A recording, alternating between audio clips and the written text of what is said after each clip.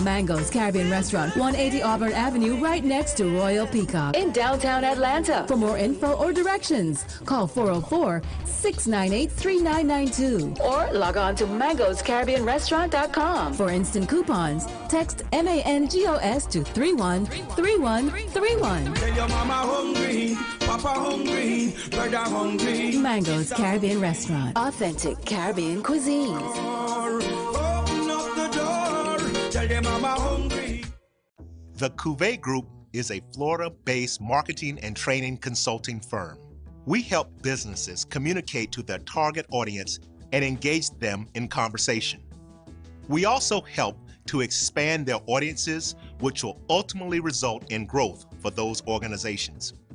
In addition to being a certified constant contact specialist, my colleagues and I are also certified in John Maxwell Leadership Principles. We use these proven principles to conduct workshops, training, and private coaching sessions for individuals and companies looking to take things to the next level.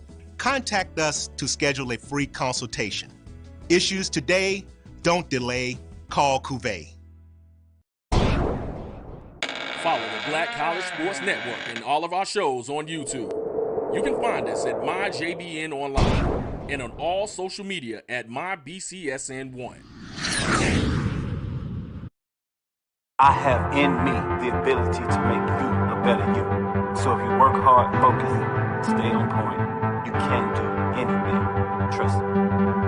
We made this track to tell everybody they can follow their dreams. Since 2002, Empowerment Resources, Inc., a nonprofit organization, has empowered more than 1,500 youth and adults in Duval and surrounding counties through its programs Journey into Womanhood, Girls Mentoring, Life Skills for Teens, and parenting education coaching. To get involved with programs, volunteer, or donate, visit www.empowermentresourcesinc.org. Follow us on social media, facebook.com/empowerment.resources and instagram.com/empowermentJAX. It's never too early to plant the seed, to share the tradition, and instill a sense of pride in your HBCU with your little ones. HBCU Pride and Joy Children's Boutique helps you share your school spirit with a wide selection of adorable kids apparel and accessories officially licensed from your favorite HBCU. Visit hbcupridejoy.com and follow us on all social media at HBCU Pride Joy on Facebook and Twitter.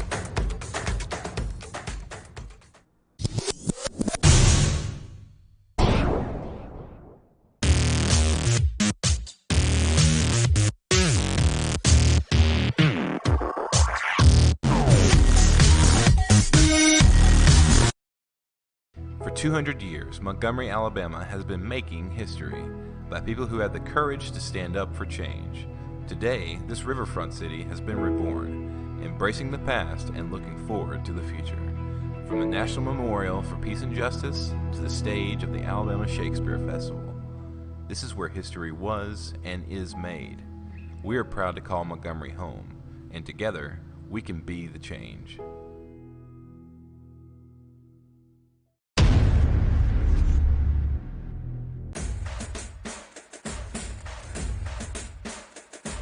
HBCU, League Pass. Watch your favorite black colleges. Some of the best players in the land. HBCU, League Pass. It's game time, I'm proud and I love my HBCU. HBCU, League Pass. Watch your favorite black colleges. Some of the best players in the land. HBCU, League Pass. It's game time, I'm proud and I love my HBCU. This is Brian Fulford. A.B. Drew and I are co-hosts of the BCSN Sports Wrap. We talk about all things related to HBCU athletics. From the games, teams, coaches, and fan interest stories, we cover it all.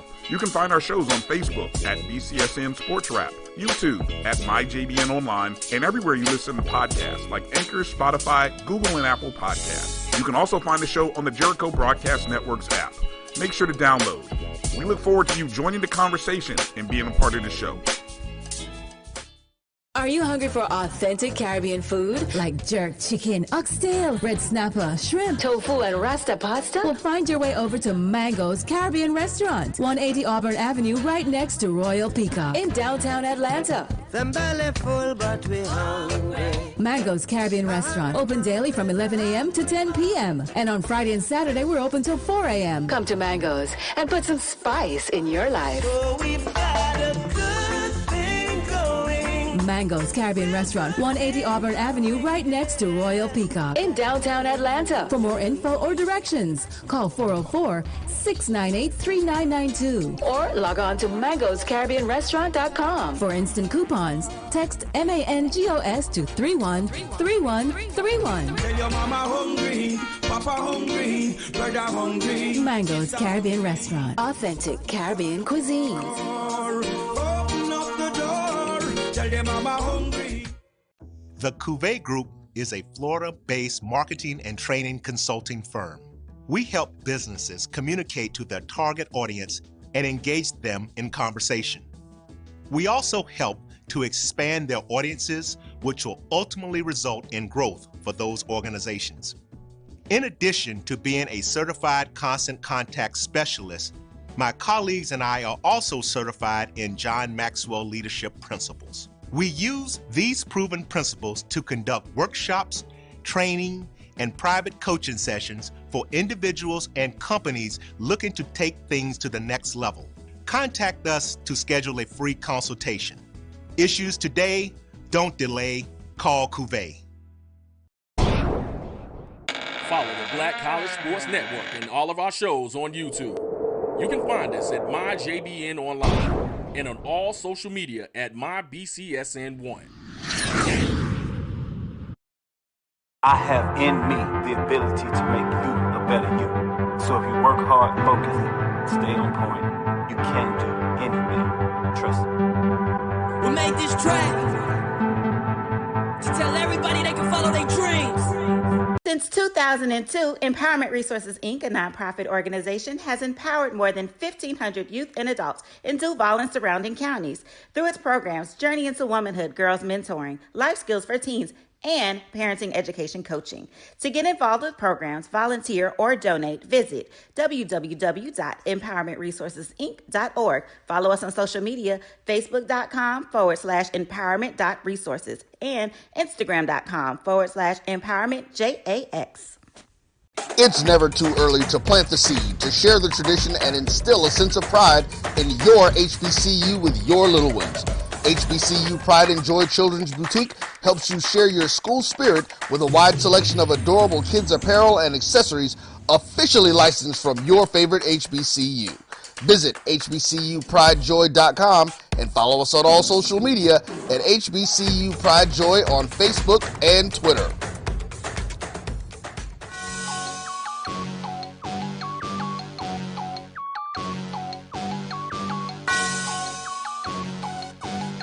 Yeah. I love my HBCU. And boy, I love it, love it. I love it, love it. I love my HBCU. And man, I hope my team they won. I hope my team they won. Yeah, man. I hope my team they won. I hope my team they won. Yeah. I tune into the HBCU Sports Lab to see if my team won or lost. If they lost, I'm quiet as a mouse. But if they won, keep tab. I'ma do the dab, yeah. Dr. Cavil, he know what he be talking about. Mike and Charles, they know what they be talking about. They compress the analytic data with this hip hop. If you know them like I know them, they gon' tell you if your team, if they won or lost, and who the ball. So listen to Professor, yes sir, and pay attention, cause he gonna teach a lesson. This is Dr. Cavil with Inside the HBCU Sports Lab with Mike Washington and Charles Bishop. As you see, Mike Washington and Charles Bishop are both on assignment. So I have my next adjunct professor in the building, Jamie Walker. How's it going? Pretty good. I appreciate you having me. Oh, man, it's my pleasure, Jamie. You made the road trip down here. You want to show the MEAC some love? Got so to. let's get it done. Absolutely. So let's just get right to it. What are your thoughts in terms of everything that's going on for the MEAC? What you think been going on here before I get your predicted order of finish. Because that's what everybody wants to hear. Well, everybody always wants to hear the predicted order of finish, but I'm loving the venue so far. Just with the coaches being open and players being out, it's always a great opportunity just to showcase your squads and showcase the conference in general. Commissioner Steele should be proud. Yeah, she should be. Well done. Man, when people see the broadcast from ESPN, not to plug them too much, Right. but I got a chance to see the backdrop in the room in there, and she got the electronic billboards. They started hard. They serious over here. Oh, I hadn't seen it yet. Okay. Yeah. So as you look around the room, you have on one side, you have Coach Wilson, Damian Wilson, the new coach at Morgan State. And then you have none other than, what is that? Who's in the middle over there? I think you have, let's see. I think we're kind of impeded by the trophies in the way. I see Mr. John Grant over there. Not sure who that is. Yeah, I then think you that have Delaware State. Yeah. And then on this side, you have the champion, South Carolina State, North Carolina Central Eagles. So I think that's Norfolk State. Howard. That's actually Howard So over you there. got Howard over there Yes. with a big presence, and you have the trophies in the room setting up there. So as we set to see if we can get some of these coaches as they go through here, let's go ahead and get the predicted order of finish. Everybody's heard my predicted order of finish, so I started out a little bit. Okay. And give it to you so you can then give me yours. You know, I like to give the record. I think it's easy for people to give predicted order of finish. And Absolutely. Like, have you looked at who played or whatever? I said, so I like to go a little deeper. You know how the doctor tries to do it. You know, go a little deeper there. But before I tease everybody, let me go ahead and get you in. Give me your predicted order of finish. I see John Grant running around here. He's excited. He's fired up today. Yes, he is. You He's see him running messing around. with Coach Pugh. Exactly, making the rounds as he should. Of course, got 2 significant events coming up dealing with, Does he? Division I. Yes, he does. One at the beginning and one at the end. Yeah, it starts in Atlanta, it ends in Atlanta. Absolutely, absolutely. So go ahead, give me your predicted order of finish. I tell you what, I'm looking at yours, and it is eerily similar, except for one at the bottom. I would say just because of the late hire, I would say Morgan State at 6th. I think you have that correct. Delaware State losing some key pieces, definitely in that 5th spot.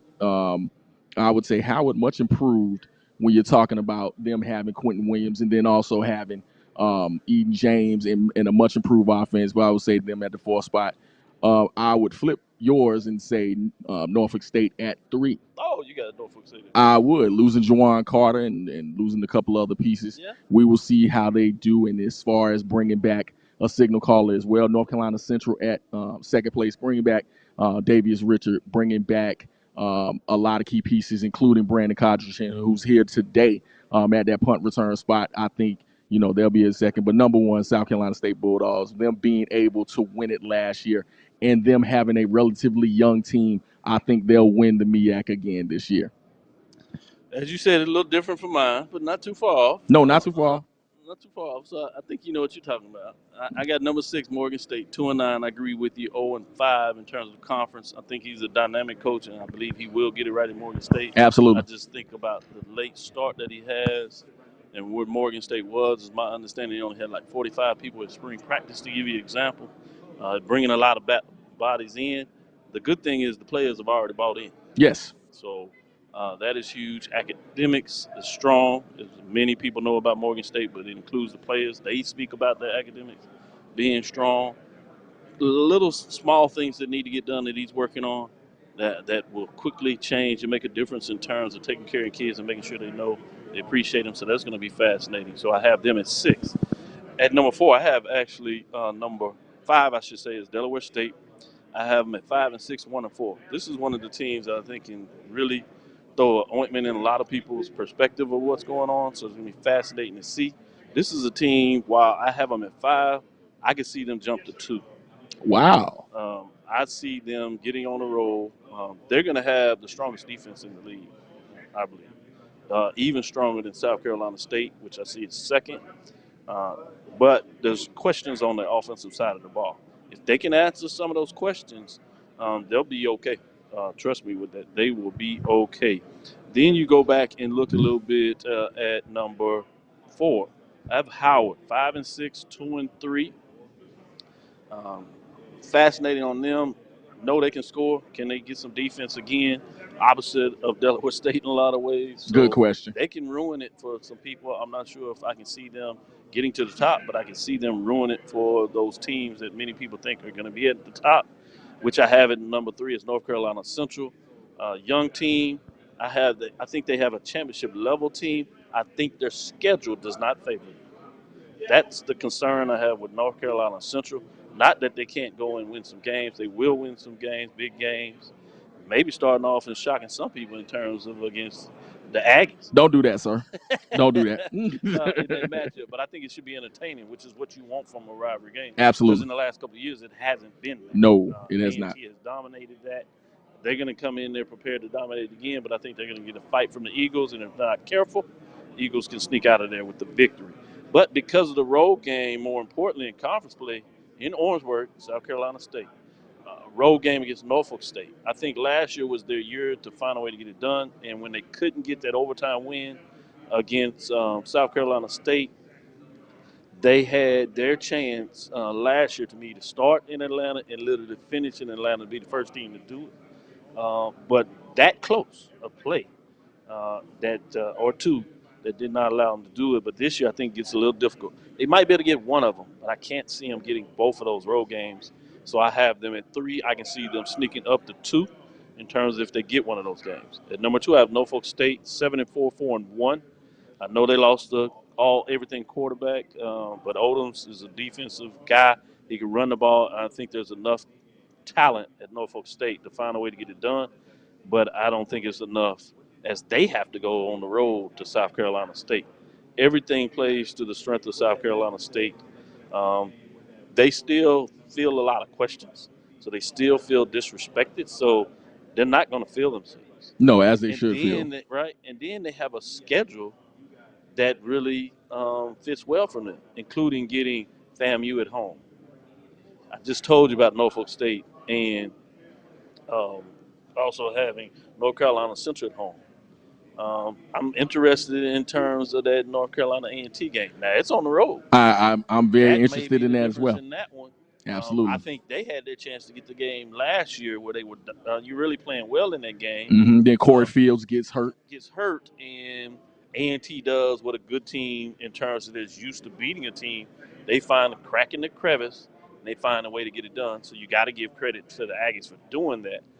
But that's the kind of level that I think in some ways was deceptive to a lot of people when South Carolina State went in their bowl game. When you talk about the 2 FBS games played, if they play a FCS team, let's say they get that one.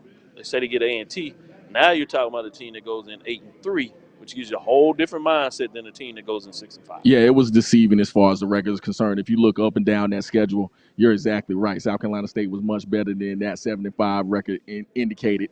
And going into the Celebration Bowl, they were ascending anyway. So that's why I could never pick. I didn't pick anyone in the game, but I could never pick against them just because of what they were doing. So you're exactly right about that schedule.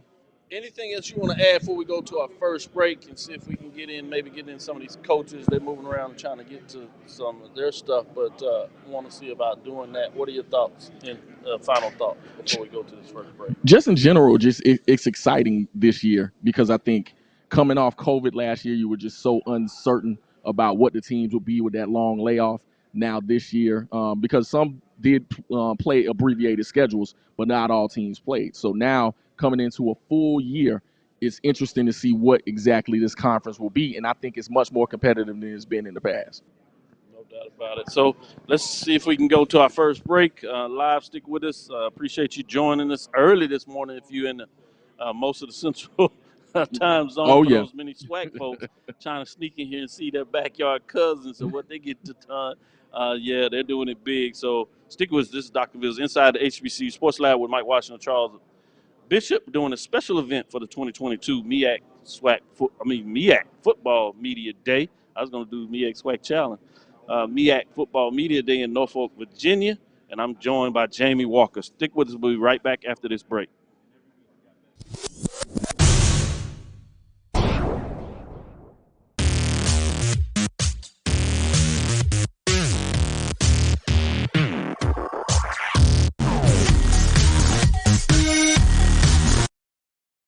For 200 years, Montgomery, Alabama has been making history by people who had the courage to stand up for change. Today, this riverfront city has been reborn, embracing the past and looking forward to the future. From the National Memorial for Peace and Justice to the stage of the Alabama Shakespeare Festival, this is where history was and is made. We are proud to call Montgomery home, and together, we can be the change.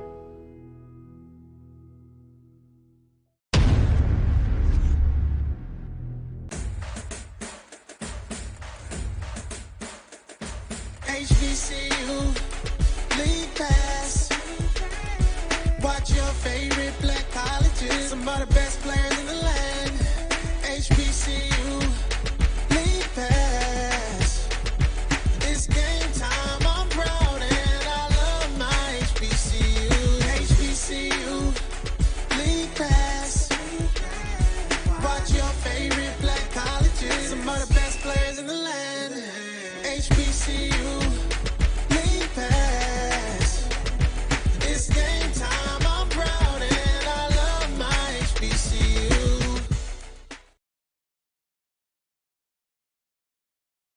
This is Ryan Fulford. A.B. Drew and I are co-hosts of the BCSN Sports Wrap. We talk about all things related to HBCU athletics. From the games, teams, coaches, and fan interest stories, we cover it all. You can find our shows on Facebook at BCSN Sports Wrap, YouTube at MyJBN Online, and everywhere you listen to podcasts like Anchor, Spotify, Google, and Apple Podcasts. You can also find the show on the Jericho Broadcast Network's app. Make sure to download. We look forward to you joining the conversation and being a part of the show. Are you hungry for authentic Caribbean food like jerk chicken, oxtail, red snapper, shrimp, tofu, and rasta pasta? Well, find your way over to Mango's Caribbean Restaurant, 180 Auburn Avenue, right next to Royal Peacock in downtown Atlanta. Them belly full, but we hungry. Mango's Caribbean Restaurant, open daily from 11 a.m. to 10 p.m. And on Friday and Saturday, we're open till 4 a.m. Come to Mango's and put some spice in your life. So we've got a good thing going. Mango's Caribbean Restaurant, 180 Auburn Avenue, right next to Royal Peacock in downtown Atlanta. For more info or directions, call 404-698-3992 or log on to mangoscaribbeanrestaurant.com. For instant coupons, text MANGOS to 313131. Tell your mama hungry, papa hungry, brother hungry. Mango's Caribbean Restaurant, authentic Caribbean cuisines. Open up the door, tell your mama hungry. Press the analytic data with your hip hop. If you know them like I know them, they gon' tell you if your team, if they wanna lose, and who the ball. So listen to Professor, yes sir, and pay attention, cause he gon' teach a lesson. This is Dr. Cavil inside the HBCU Sports Lab with none other than the coach, the new coach, Coach Wilson. Talk to me, Doc. Man, how's it going? Going well. Like I said, you can't be fanboy when you do all this, but I'm excited about it. I can tell you that, right? Good deal. I appreciate your support over the years, man. We go back since I was in the SWAC, so I appreciate it. That's right. When you helped us get to our championship at Prairie View 2009. There you go. As you helped build that, obviously you had moved over and started preparing yourself for this date in a lot of ways, right? Indeed. Our mid-major national champion, black college champion, going deep into the playoffs. But you've done that for a while. You had our championship multiple times, right? Right. Three times in a row. 3 times in a row. And we received that award from you guys this year. It was great. That's something that at Bowie State University that we take great pride in. So I appreciate you, like I said, you guys supporting and recognizing the program and the things that we've done over the years. So now this time we got a chance to send you some cards. Yeah, yes, sir. I want to ask you the previous question so we live. I hope you enjoyed that. Oh, they were great. I appreciate that, Kim. We'll leave it just like that. But now you get to do something to be special. I know you got a building block, so I don't want to take it too fast, but you got a chance to do our major division champion as a head coach, to do it at the mid-major level and the major division level. Only a couple of coaches done that. The last one I had officially did that with North Carolina Central, as they won a black college championship. With a lot of people, they did it obviously our mid-major, and then they came back as he transitioned over to North Carolina A&T, and then won it, Broadway won it at the major division level. So what are the things that you have to look for to get that done? First, we had to put a good staff together, and that's something I think we were able to do, to put a good coaching staff together. And now, hitting the road recruiting, we got started pretty late. But we were able to get some guys that can run into the program and guys that can play at a high level. So I think we're off to the right start and getting the culture, the mindset on campus to change a little bit. Haven't had a lot of success lately with Morgan State football, but I think we're turning that corner right now. I like it. Talk about the players that you brought with us and why. I think that's always intriguing. Coach has a significant. You have a lot of players you can pick from. In your case, it was short, so I'm sure it's something about these young men that impressed upon you. Said, "This is what we want at the media day to represent Morgan State in the football program that we're building."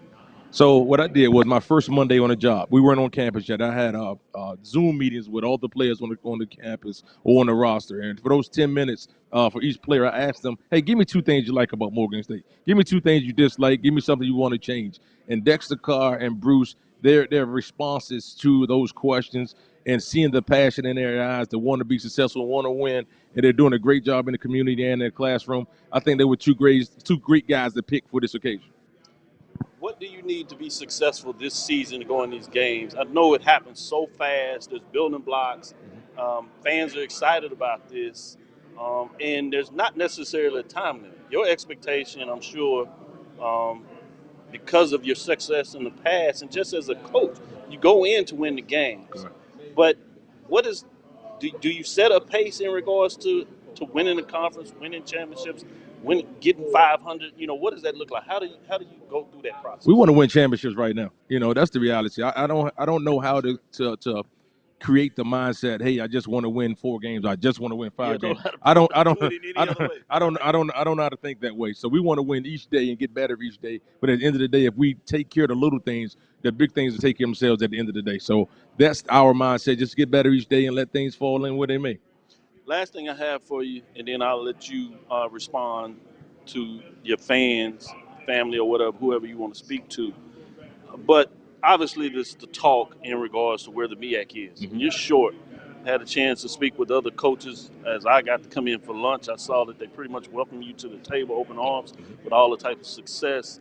But what have you learned this quick that talks about the sustainability of the MEAC? Oh, the MEAC is in great position. We have 8 teams with 6 teams playing football in a great position. Our leadership had an opportunity to meet with our commission yesterday, and she welcomed us with open arms, and she told us the vision of the conference, and the MEAC is strong. And you look at the MEAC versus SWAC opponents in the Celebration Bowl. I want to say the MEAC has won 5 of those games, if I'm not mistaken. That's kind of what it is. Yeah, so record is what the record is. Record is what it is. So I think we're in great shape as a conference, and we're going to continue to push the MEAC forward. No doubt about it. Let me give you a chance to talk and share with anybody out there the questions I didn't ask you.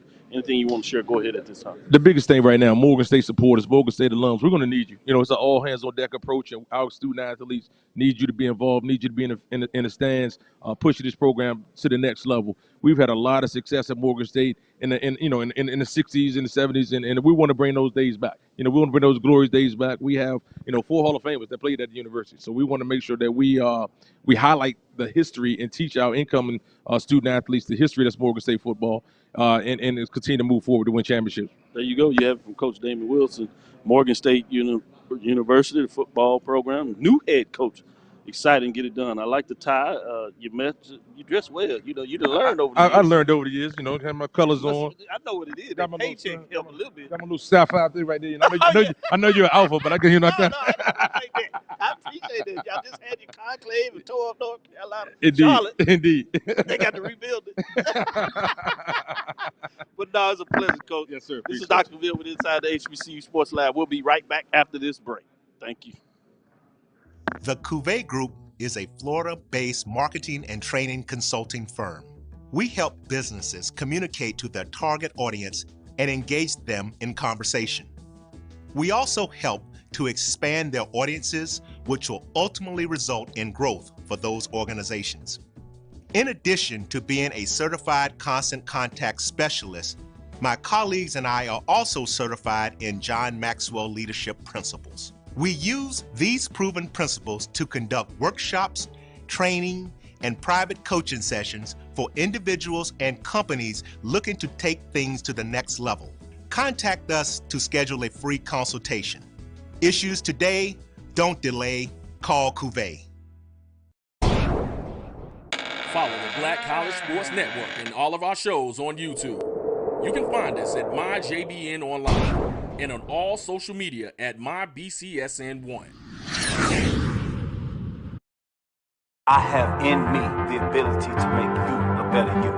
So if you work hard, focus, stay on point, you can do anything. Trust me.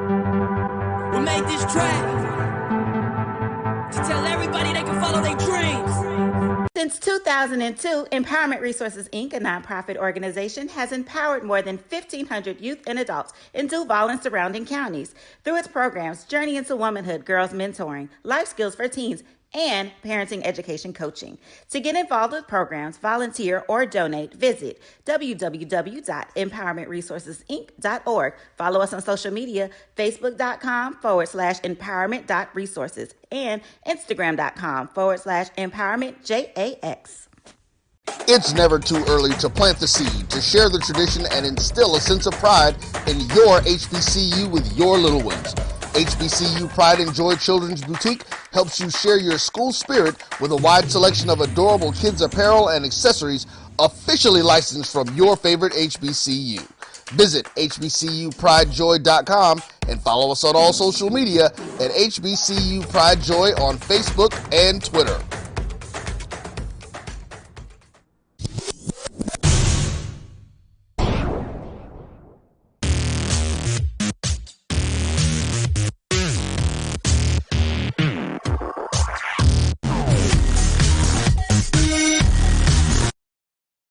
For 200 years, Montgomery, Alabama has been making history by people who had the courage to stand up for change. Today, this riverfront city has been reborn, embracing the past and looking forward to the future. From the National Memorial for Peace and Justice to the stage of the Alabama Shakespeare Festival, this is where history was and is made. We are proud to call Montgomery home, and together, we can be the change.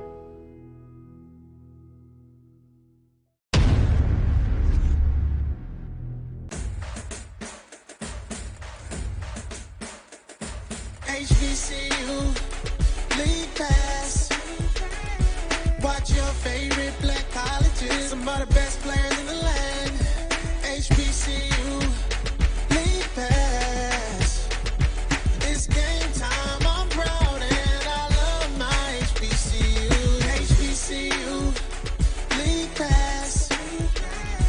Watch your favorite black colleges. Some of the best players in the land. HBCU League Pass. It's game time. I'm proud and I love my HBCU.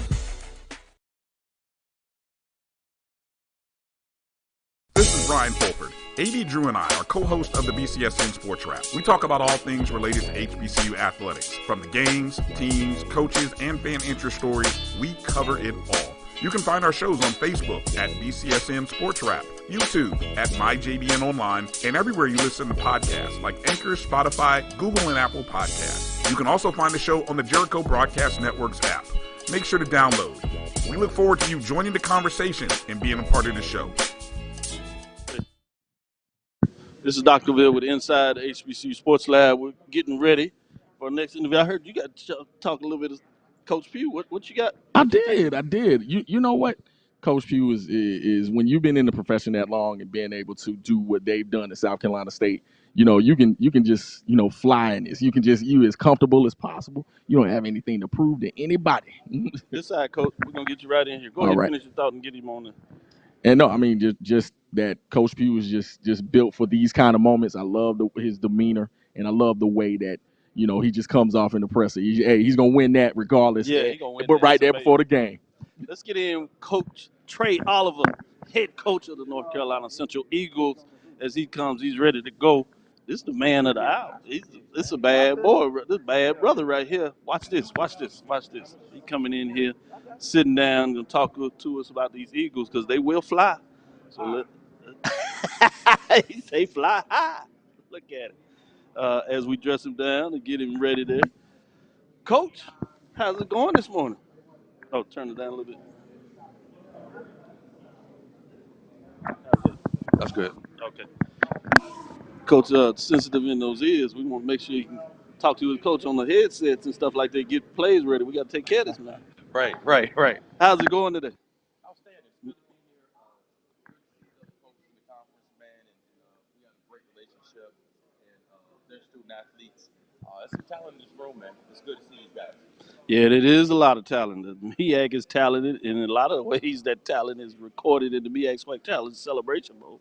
You were really close last year, and in a lot of ways, I'm not sure if the Eagles are getting the credit they should in terms of how they open up the season.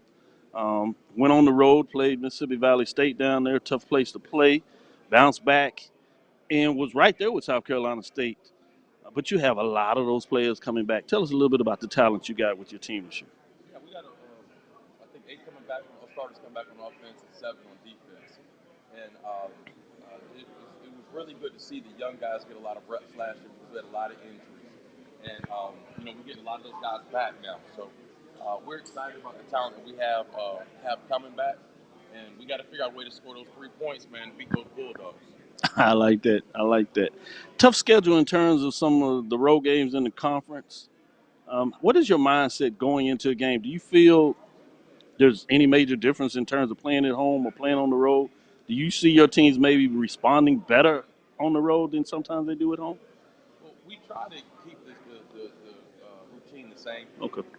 Whether it be the hotel and what time we eat, what time we move, and all that stuff. But I do much rather prefer playing at home in the nest. I think our venue is I love it. tough The place nest. to play.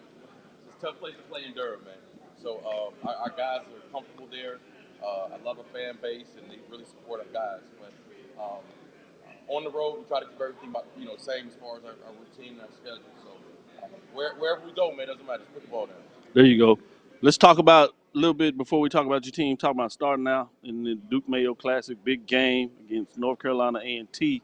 But the fact last year you started in the big game, do you think that helps in any way that you? Now this is the second year in a row at least that I can remember where you start out and what a lot of people receive as a big game where you can make a statement. Well, it's a great way to start the season. And sometimes when you have that big game, that classic, the second game. Sometimes your guys have a tendency to overlook that first game of the year because there's so much hype about playing North Carolina A&T or whatever class you're playing in. So right now, North Carolina A&T has our undivided attention in the Duke Mayo Classic, and we'll be ready for that. We'll be ready for that game. Man, track record of what you've been able to do with your career, coordinator, position coach, championships. I'm not sure if people recognize that, but they'll learn because I'm going to teach them a little bit. But all seriousness, talk about some of the key players that you talked about, the number of that you have back. Who are some people that we need to keep our eyes on and watch this year as the Eagles do their thing? Our offensive line, last year we came in with 20 guys, and we ended the season with only 7 offensive linemen. Okay. And I've never seen us get beat up like that before. But we got a lot of those guys back. I think up front, Torcelli Simpkins and Corey Bullock. Those are 2 guys that'll probably be playing on Sundays. Thank you. Obviously, our quarterback, Pee Wee. True started as 2 freshmen. He's a player, right? He's a player. Our receiving core, we have a lot of depth there. Okay. Andrew Smith, Devin Smith, E.J. Hicks is back. So we have a lot of talent there, man. And running backs, we have a stable of those guys. And obviously in the MEAC, we run the football. That's what we do. So you got to be able to run the football. Defensively, a lot of guys are turning up front. Okay. And I think our secondary is probably going to be the deepest position on the team. Man, there's a lot to be excited about down there in the Eagles' nest as you talk about. Give a little comment, anything I didn't ask you that you want to share with people that they need to know about North Carolina Central Eagles. Great school, great university. We are looking for an exciting year next year, and we want to continue to put a great brand of football on the field and be a great representative for the MEAC Football Conference. No doubt about it. You heard it here first from Coach Trey Oliver, North Carolina Central Eagles. They plan to fly high, as I need to make sure I accent it. I like it, man. This is young coach. Good job. Continue to do the great work you're doing, and thank you for your time this morning. Thank you. You do a great job also. I appreciate that. This is Dr. Cavil with Inside the HBCU Sports Lab. We're going to move around, see if we can stick with you and then we'll be right back with it. Let me see if I can get things going. Got you, coach. As you move around with that, let's see if we want to take a break or see if we can get the next coach in here, moving around the room and that. Let's go ahead and take a break, and I'll see if I can bring back the next coach. Brian, this is Dr. Vills inside the HBCU Sports Lab here in Norfolk, Virginia at the 2022 MEAC Media Day. That's the Football Media Day, all things for all people. Stick with us. We'll be right back after this break. Are you hungry for authentic Caribbean food like jerk chicken, oxtail, red snapper, shrimp, tofu, and rasta pasta? Well, find your way over to Mango's Caribbean Restaurant, 180 Auburn Avenue, right next to Royal Peacock in downtown Atlanta. Them belly full, but we hungry. Mango's Caribbean Restaurant, open daily from 11 a.m. to 10 p.m. And on Friday and Saturday, we're open till 4 a.m. Come to Mango's and put some spice in your life. So we've got a good thing going. Mango's Caribbean Restaurant, 180 Auburn Avenue, right next to Royal Peacock in downtown Atlanta. For more info or directions, call 404-698-3992 or log on to mangoscaribbeanrestaurant.com. For instant coupons, text MANGOS to 313131. Tell your mama hungry, papa hungry, brother hungry. Mango's Caribbean Restaurant, authentic Caribbean cuisines. Open up the door, tell them mama hungry. The Cavil Group is a Florida-based marketing and training consulting firm. We help businesses communicate to their target audience and engage them in conversation. We also help to expand their audiences, which will ultimately result in growth for those organizations. In addition to being a certified constant contact specialist, my colleagues and I are also certified in John Maxwell Leadership Principles. We use these proven principles to conduct workshops, training, and private coaching sessions for individuals and companies looking to take things to the next level. Contact us to schedule a free consultation. Issues today, don't delay, call Cavil. Follow the Black College Sports Network and all of our shows on YouTube. You can find us at MyJBN Online and on all social media at MyBCSN1. I have in me the ability to make you a better you. So if you work hard, focus, stay on point, you can do anything. Trust me. We made this track to tell everybody they can follow their dreams. Since 2002, Empowerment Resources, Inc., a nonprofit organization, has empowered more than 1,500 youth and adults in Duval and surrounding counties through its programs Journey into Womanhood, Girls Mentoring, Life Skills for Teens, and parenting education coaching. To get involved with programs, volunteer, or donate, visit www.empowermentresourcesinc.org. Follow us on social media, facebook.com/empowerment.resources and instagram.com/empowermentJAX. It's never too early to plant the seed, to share the tradition, and instill a sense of pride in your HBCU with your little ones. HBCU Pride and Joy Children's Boutique helps you share your school spirit with a wide selection of adorable kids' apparel and accessories officially licensed from your favorite HBCU. Visit hbcupridejoy.com and follow us on all social media at HBCU Pride Joy on Facebook and Twitter.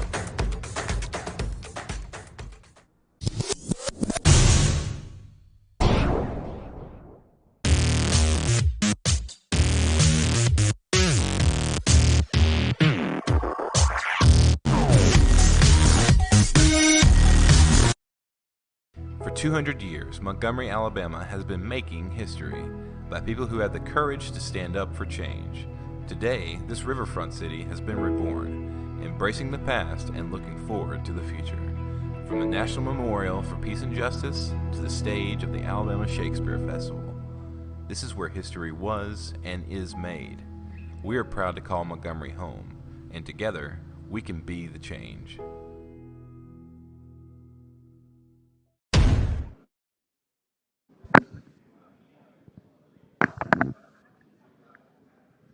This is Dr. Ville inside the HBCU lab as we're here in the MEAC 2022 Football Media Day. I have the legend, Coach Pugh, brought him a championship home last year. for some, he shut the world. For a lot of folks, it's just business as usual for the South Carolina State Bulldogs. Talk about that a little bit. Dr. Cavil, how are you, sir? I'm doing well. I'm doing well Appreciate today. you. Appreciate you having me. Yeah, it's been a lot of fun talking to everybody. from the old ladies in the grocery store. I don't know if there's anybody who didn't see the Celebration Bowl last year. And I'm talking about people who were either there or they saw it on TV, and it was people that I don't even know for any kind of way would be interested in us. But at the same time, it seemed to touch everybody's chords there somehow or another in a way where they were interested. So it was fun. It was a lot of fun. You talk about the fact that, like you said, it was old ladies stopped you in the store. Oh, you yes. told the store, the Congress folks in South Carolina folks, and you like, I know we do, but I didn't realize. So it's good that the brand of what you see at the Celebration Bowl for what you've been working and getting things done. Both making young boys, young men, and the men in terms of great families. Some of them getting the opportunity to extend their career, playing at a high level. Talk about the gratification of that. Well, first off, the Celebration Bowl, I'm hoping is something that we really take into account in a way that we really understand just how valuable it is for us. It is a wonderful, wonderful property for our conference. I guess maybe us and the SWAC together. Somehow or another we own that together. Yes. Well, it's probably the most valuable property in FCS football. Okay. So then you get an opportunity to continue to work at and develop something that could possibly be something really. It might be. You remember when the Super Bowl first started, they just had about 50, 25,000. Well, you know what? Giveaway tickets.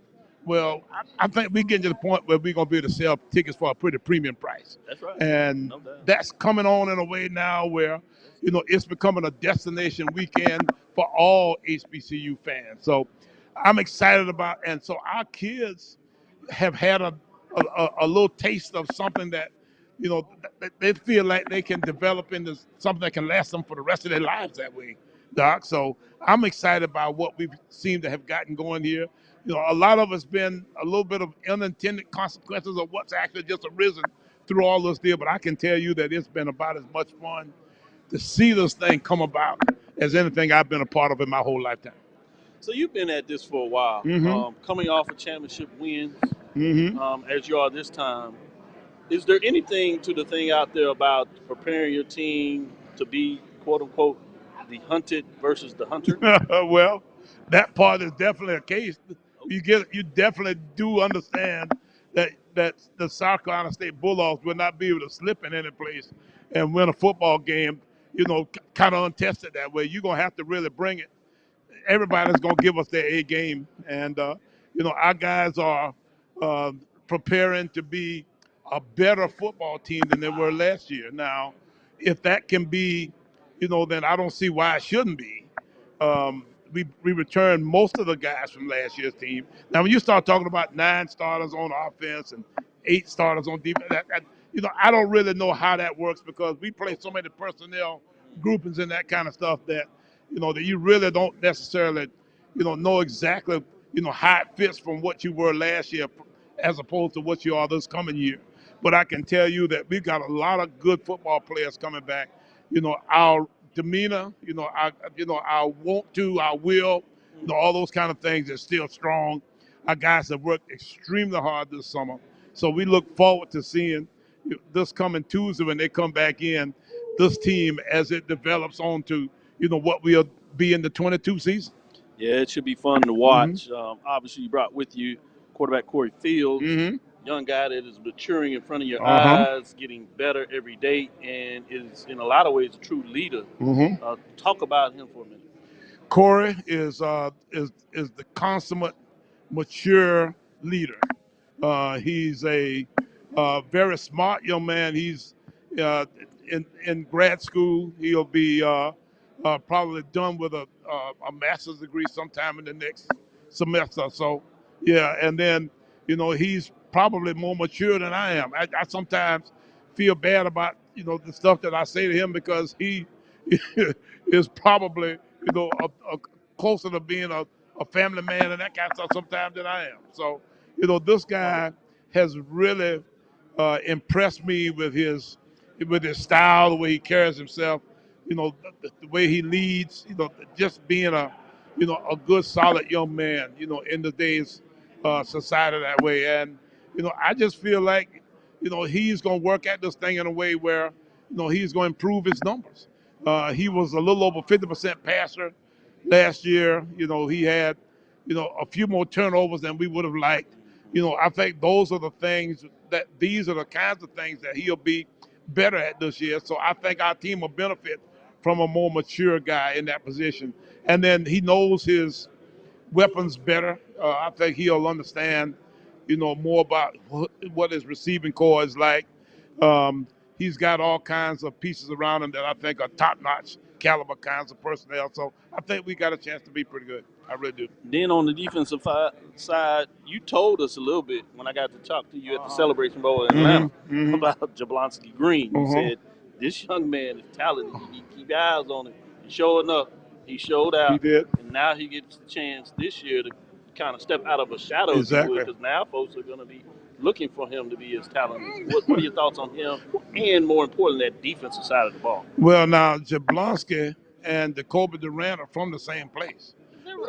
I guarantee you they are. They're from Lamar, South Carolina, over in that neck of the woods somewhere. Yes, sir. And they have, some of the better, I guess maybe football lineages of anybody, in a way where, you can pretty much bet that he'll be, one of our top leaders.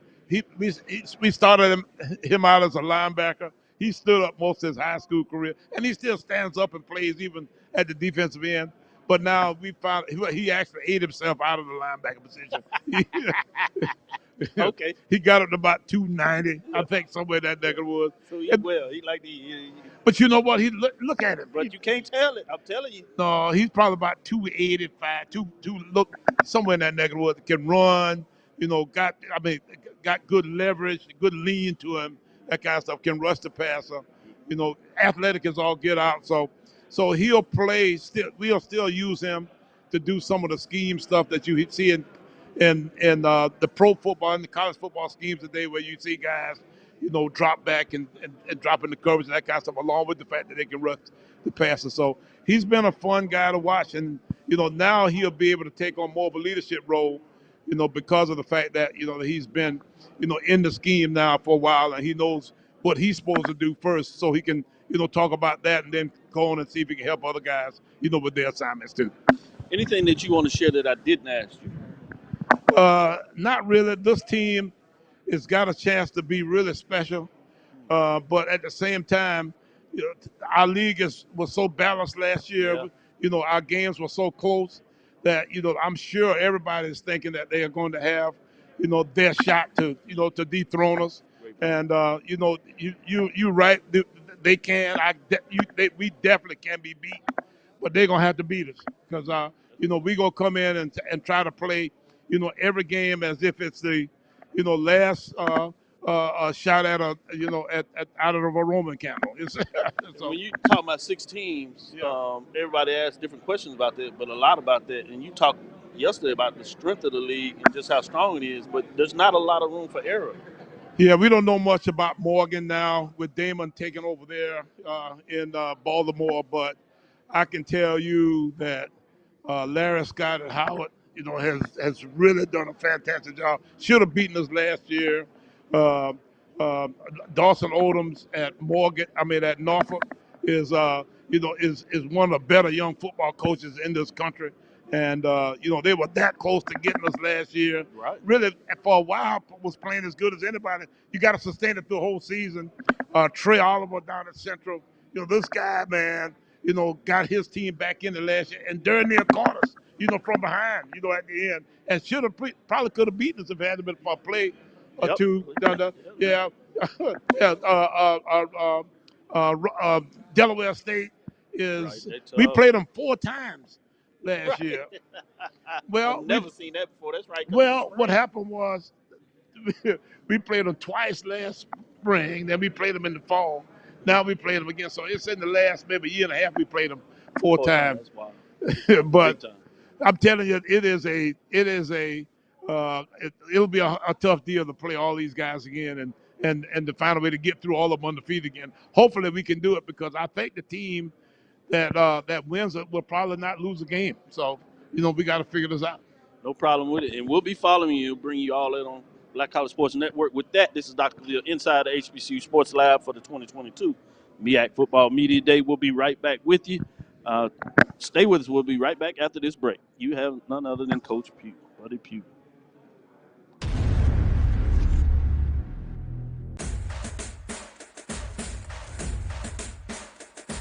HBCU League Pass. Watch your favorite black colleges. Some of the best players in the land. HBCU League Pass. It's game time. I'm proud and I love my HBCU. HBCU League Pass. Watch your favorite black colleges. Some of the best players in the land. HBCU League Pass. It's game time. I'm proud and I love my HBCU. This is Ryan Fulford. A.B. Drew and I are co-hosts of the BCSN Sports Wrap. We talk about all things related to HBCU athletics. From the games, teams, coaches, and fan interest stories, we cover it all. You can find our shows on Facebook at BCSN Sports Wrap, YouTube at MyJBN Online, and everywhere you listen to podcasts like Anchor, Spotify, Google, and Apple Podcasts. You can also find the show on the Jericho Broadcast Network's app. Make sure to download. We look forward to you joining the conversation and being a part of the show. Are you hungry for authentic Caribbean food like jerk chicken, oxtail, red snapper, shrimp, tofu, and rasta pasta? Well, find your way over to Mango's Caribbean Restaurant, 180 Auburn Avenue, right next to Royal Peacock in downtown Atlanta. Them belly full, but we hungry. Mango's Caribbean Restaurant, open daily from 11 a.m. to 10 p.m. And on Friday and Saturday, we're open till 4 a.m. Come to Mango's and put some spice in your life. Oh, we've got a good thing going. Mango's Caribbean Restaurant, 180 Auburn Avenue, right next to Royal Peacock in downtown Atlanta. For more info or directions, call 404-698-3992 or log on to mangoscaribbeanrestaurant.com. For instant coupons, text MANGOS to 313131. Tell your mama hungry, papa hungry, brother hungry. Mango's Caribbean Restaurant, authentic Caribbean cuisines. Open up the door, tell your mama hungry. This is Dr. Cavil. We're inside the H Sports Lab. We're here for the 2022 MEAC Football Media Day. I have none other than Howard University football coach Larry Scott. How's it going? I'm doing well, Doc. How's everything going with you? I'm doing good. I'm excited, man. Yeah, man. Excited, man. Like I said, you dress up well. Getting ready for some football this year? Absolutely. Absolutely. It's right around the corner. We're actually going to hurry when we get out of here, get back on the road because we got to get back and the guys report tonight and we start tomorrow. So I see why you lathered up. Oh, Excited. Yeah. Oh, really excited. I really appreciate getting a chance to kind of talk with you a little bit for lunch. Just the relationship that you appreciate in building with these young men. Yep. Talk a little bit about that. I think that's what it's all about. At the end of the day, you have to, get up every day with the right mindset and attitude of why you're actually doing what you do. And so you begin to see it as that this is not a job for me. I think I'm living out, my life's passion and what I've chosen and put in here to do. So at the end of the day, I go to work every day with my sleeves rolled up, willing to get my feet, and hands dirty and mix in and get with these young men and approach football through a holistic development standpoint and get to know them each and every day and help build championship people, which will bring home wins and do all those type of things and graduates and those things. So I think at the end of the day, it just goes down to why you do what you do and love doing what you do on a daily basis. Absolutely. Some people talk about Howard University in terms of its academics, which obviously as a professor, I have a great appreciation of that. Yep. But in terms of athletics, some people talk about it challenging. Yep. I see some things being built that are special. Football, basketball, the multiple level of sports that you play that give African-American, black children, young adults, and anybody that chooses to participate at Howard University get that HBCU experience. But it's called the Mecca. Yep. Talk about how do you utilize that in a positive direction? Oh, I went right at it right when we came in and said the program identity is built around smarter, tougher, more disciplined, and together. And I think we're going to embrace who we are, what we are, and why we're here at Howard. And that's why we're going to win. It's not going to be one or the other, but that's why we'll win. You don't see Stanford University student athletes do that. You don't see Duke student athletes do that. You don't see the student athletes at Northwestern do that. It's one. It's one Howard. It runs all together. And when you're one of those type of people that's built that way, your competitive excellence is going to show up in everything that you do. And so that's what we challenge our young men to do is, hey, listen, embrace the fact that you are here. You are here for a reason because you're here to get one of the finest educations this country has to offer at the Mecca in a place like Washington, D.C., and you love playing football. So why can't we do all things together as one? And we're going to be just as successful in the classroom as we are on the field and vice versa.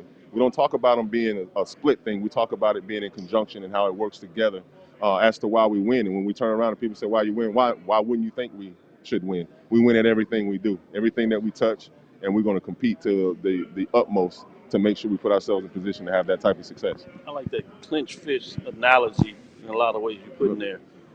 With that being said, that schedule. Yeah. I really like a lot of things that you built around that schedule. Yeah. The competitiveness part of it. Obviously, you have the back end with the conference, but the front end. And it matches as you talk about these academic institutions, right? Of how you have it with Hampton, obviously the natural real HU rivalry that a lot of people talk about. Then you have a pair of Ivy Leagues. Yeah. One where you play away and one at home. Right. That's significant in terms of what it provides the college athlete and their experiences. I like to frame it. Talk about how that came together. I know you think when you think about Howard, you think about it being in a unique place. It's very unique, and therefore it causes for us and gives us opportunities to do very unique things. And when you start to really get creative with building the total experience for the student athlete, you look at having opportunities like that. You look at wanting to play the Ivy Leagues, the Harvards, not just any Ivy Leagues, but the Harvards and the Yales of the Ivy Leagues. You look at wanting to take a trip down to Tampa and play it, in Raymond James Stadium in Tampa, Florida against USF, and then come back and go and play Morehouse up in Giant Stadium in the Meadowlands and those type of things. So those experiences, those venues, those opportunities when you're recruiting and you're doing and you're selling Howard, people get excited about that. They get juiced and energized by the fact that we're aggressive in our scheduling, but not only are we aggressive, we're putting them in NFL venues. They're getting top-notch, first-class experiences and opportunities to go show and show their talents and put them on a big stage.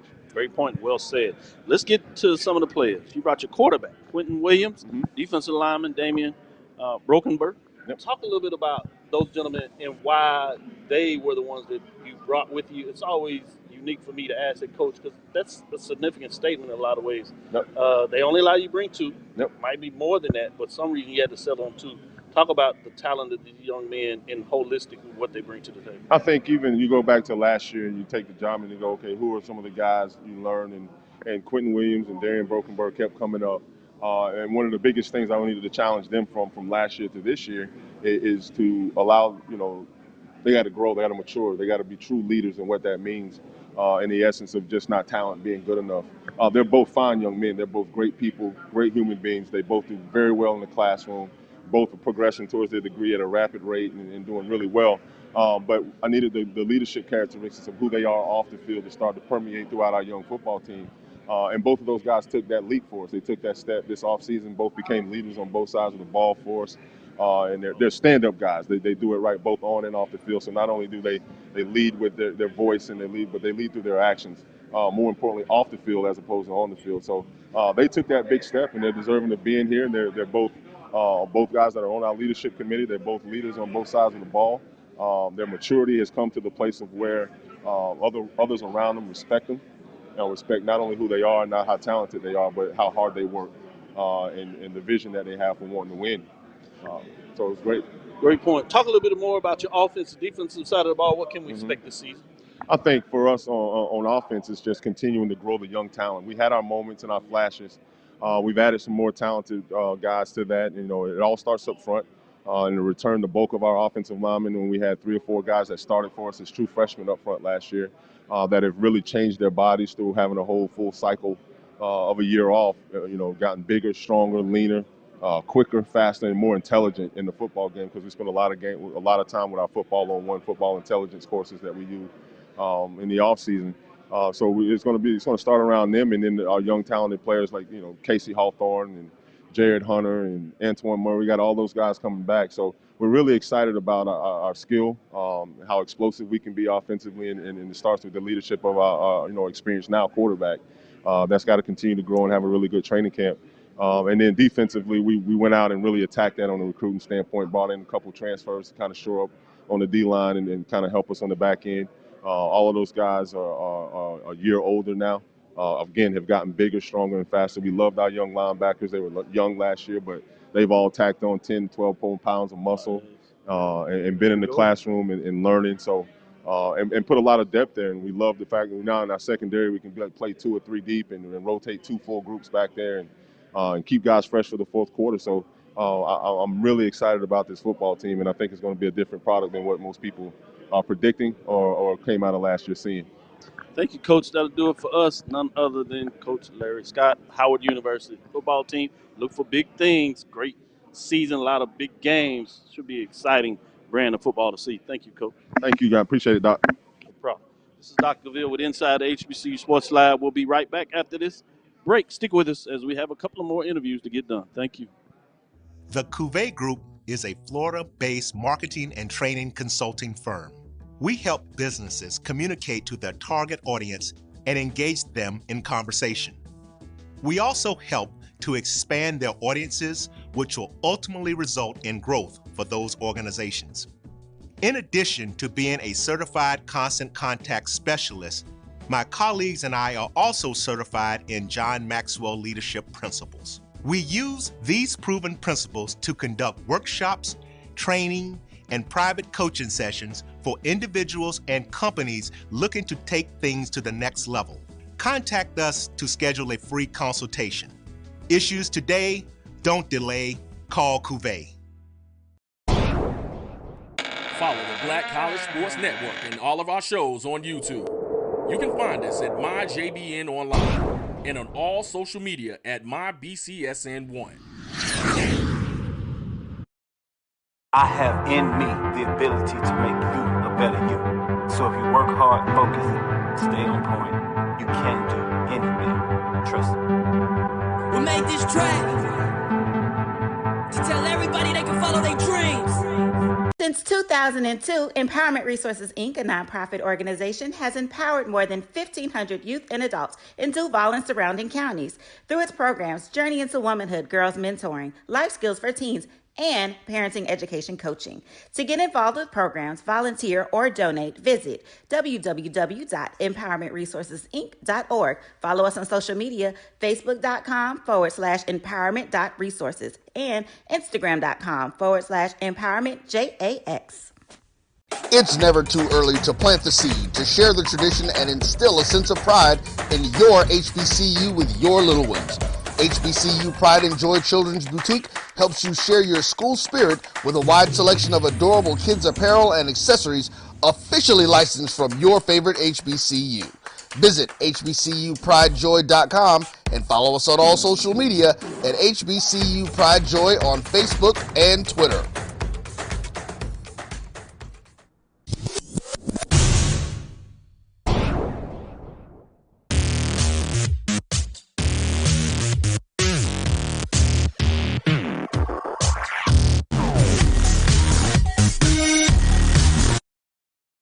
For 200 years, Montgomery, Alabama has been making history by people who had the courage to stand up for change. Today, this riverfront city has been reborn, embracing the past and looking forward to the future. From the National Memorial for Peace and Justice to the stage of the Alabama Shakespeare Festival, this is where history was and is made. We are proud to call Montgomery home, and together, we can be the change.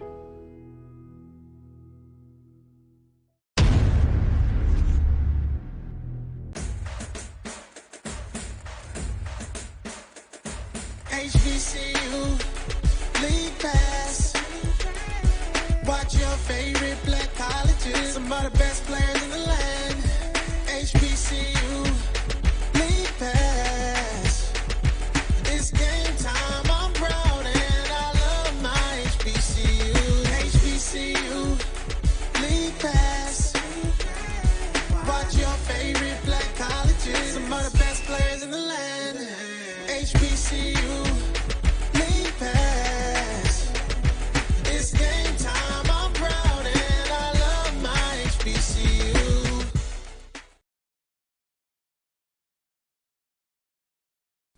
Ryan Fulford. AB Drew and I are co-hosts of the BCSN Sports Wrap. We talk about all things related to HBCU athletics. From the games, teams, coaches, and fan interest stories, we cover it all. You can find our shows on Facebook at BCSN Sports Wrap, YouTube at MyJBN Online, and everywhere you listen to podcasts like Anchor, Spotify, Google, and Apple Podcasts. You can also find the show on the Jericho Broadcast Network's app. Make sure to download. We look forward to you joining the conversation and being a part of the show. Are you hungry for authentic Caribbean food like jerk chicken, oxtail, red snapper, shrimp, tofu, and rasta pasta? Well, find your way over to Mango's Caribbean Restaurant, 180 Auburn Avenue, right next to Royal Peacock in downtown Atlanta. Them belly full, but we hungry. Mango's Caribbean Restaurant, open daily from 11 a.m. to 10 p.m. And on Friday and Saturday, we're open till 4 a.m. Come to Mango's and put some spice in your life. So we've got a good thing going. Mango's Caribbean Restaurant, 180 Auburn Avenue, right next to Royal Peacock in downtown Atlanta. For more info or directions, call 404-698-3992 or log on to mangoscaribbeanrestaurant.com. For instant coupons, text MANGOS to 313131. Tell your mama hungry, papa hungry, brother hungry. Mango's Caribbean Restaurant, authentic Caribbean cuisines. Open up the door, tell your mama hungry. The Cavil Group is a Florida-based marketing and training consulting firm. We help businesses communicate to their target audience and engage them in conversation. We also help to expand their audiences, which will ultimately result in growth for those organizations. In addition to being a certified constant contact specialist, my colleagues and I are also certified in John Maxwell Leadership Principles. We use these proven principles to conduct workshops, training, and private coaching sessions for individuals and companies looking to take things to the next level. Contact us to schedule a free consultation. Issues today, don't delay, call Cavil. I have it. This is Dr. Cavil inside the HBCU Sports Lab. As you see, it's a live show, so we're getting it done. It looks like we'll have an interview with Commissioner Steele when she gets ready. So let me go to, as he gets the mic there. Hold on. There you go. Ready to go? Oh, yeah. All right. He's ready. He's ready. I Playing sure. a little bit of Dash 9. What are your thoughts so far? What have you learned?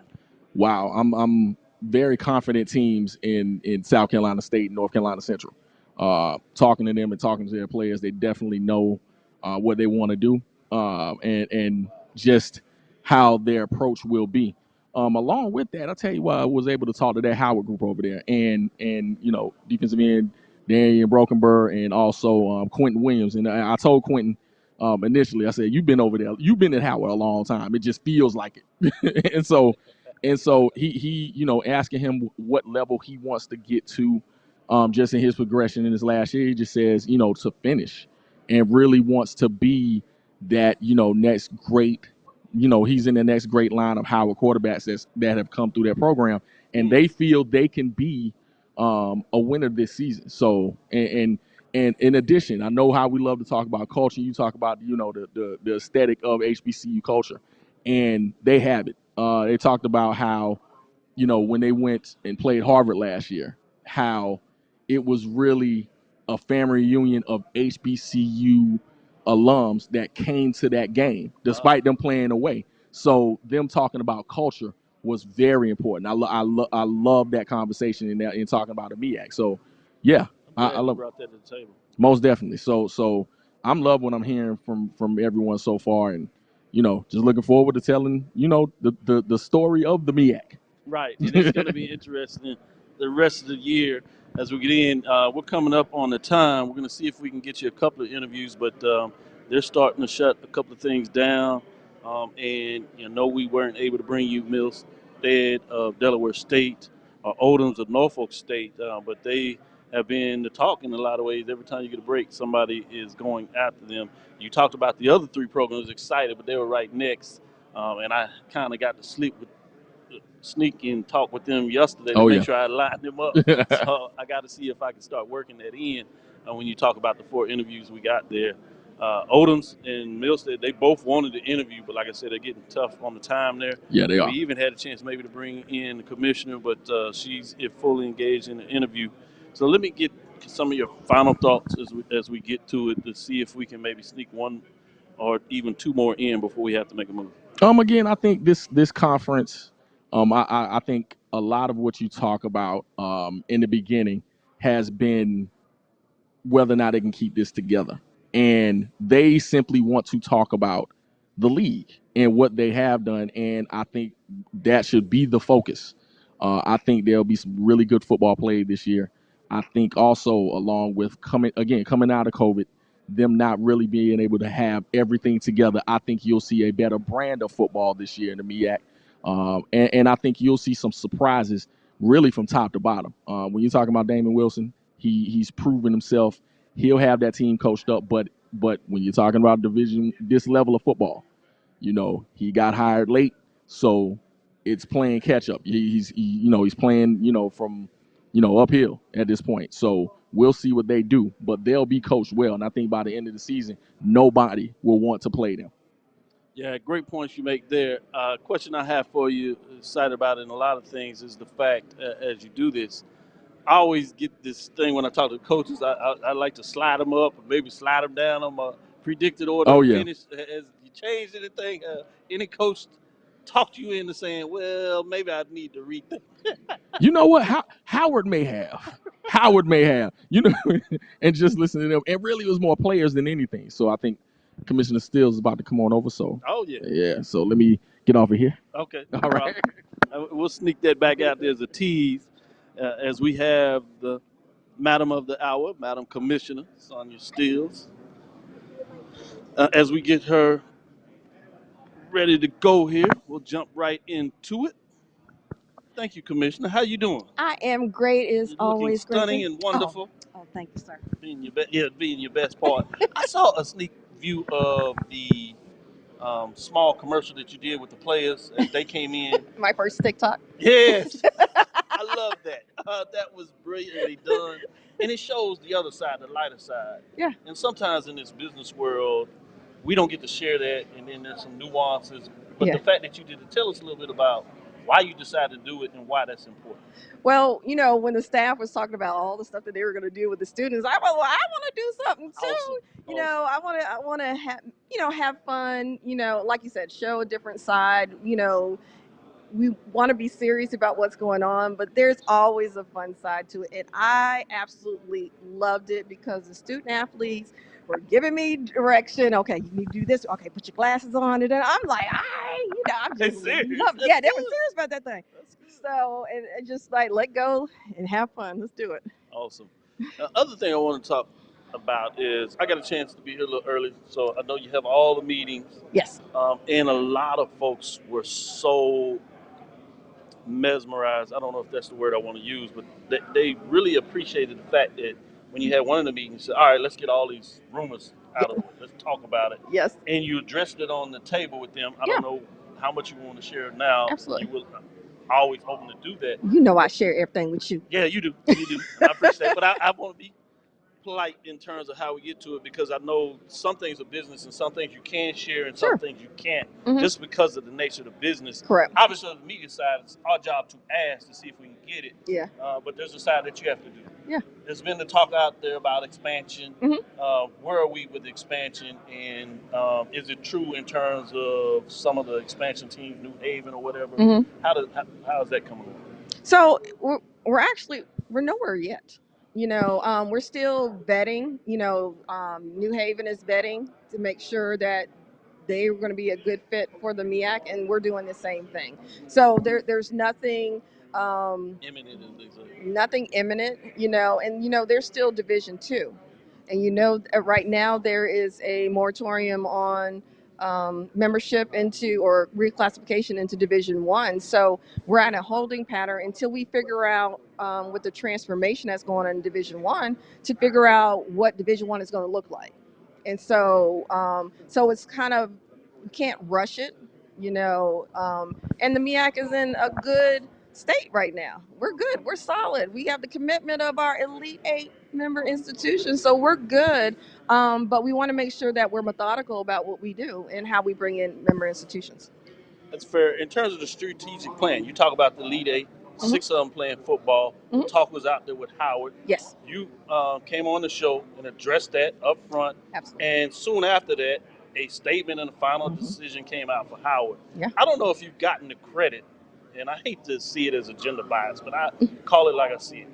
But I think that was a significant statement from a commissioner at any level, as we see all the conference churning, as we like to talk about in the academic, that you were able to keep the MEAC together, keep it strong, and as you like to talk about the Elite Eight, which includes Howard University in terms of that final decision coming down. What can you share about your ability to put forthright in terms of the presidents and the chancellors of the MEAC in regards to we are strong, we are elite, and we have a product that people want to see, and a strategic plan that talks about moving them together forward?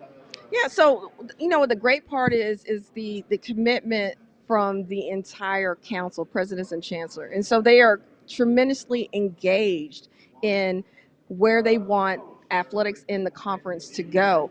And so, having, we have the talk about Howard, and I say, Howard is committed before the statement comes out. And, I look at the blog and they say, she a liar because I know Howard. And I'm like, well, I thought you believe in me because I believe in Howard and I believe in the MEAC, and I know we are committed as a institution. So it's tremendous, but what's important is the focus on the stability and the strengthening the foundation of the eight. So working on the strategic and long-range plan of knowing where we're going as a conference, you got to have a plan. So if you don't have a plan, then of course, institutions are going to get antsy, like, okay, but what are we doing? Where are we going? Is there a plan to add additional members? And so you have to put in the work. You have to show the vision as a conference, and you have to have the buy-in from the members. Great point.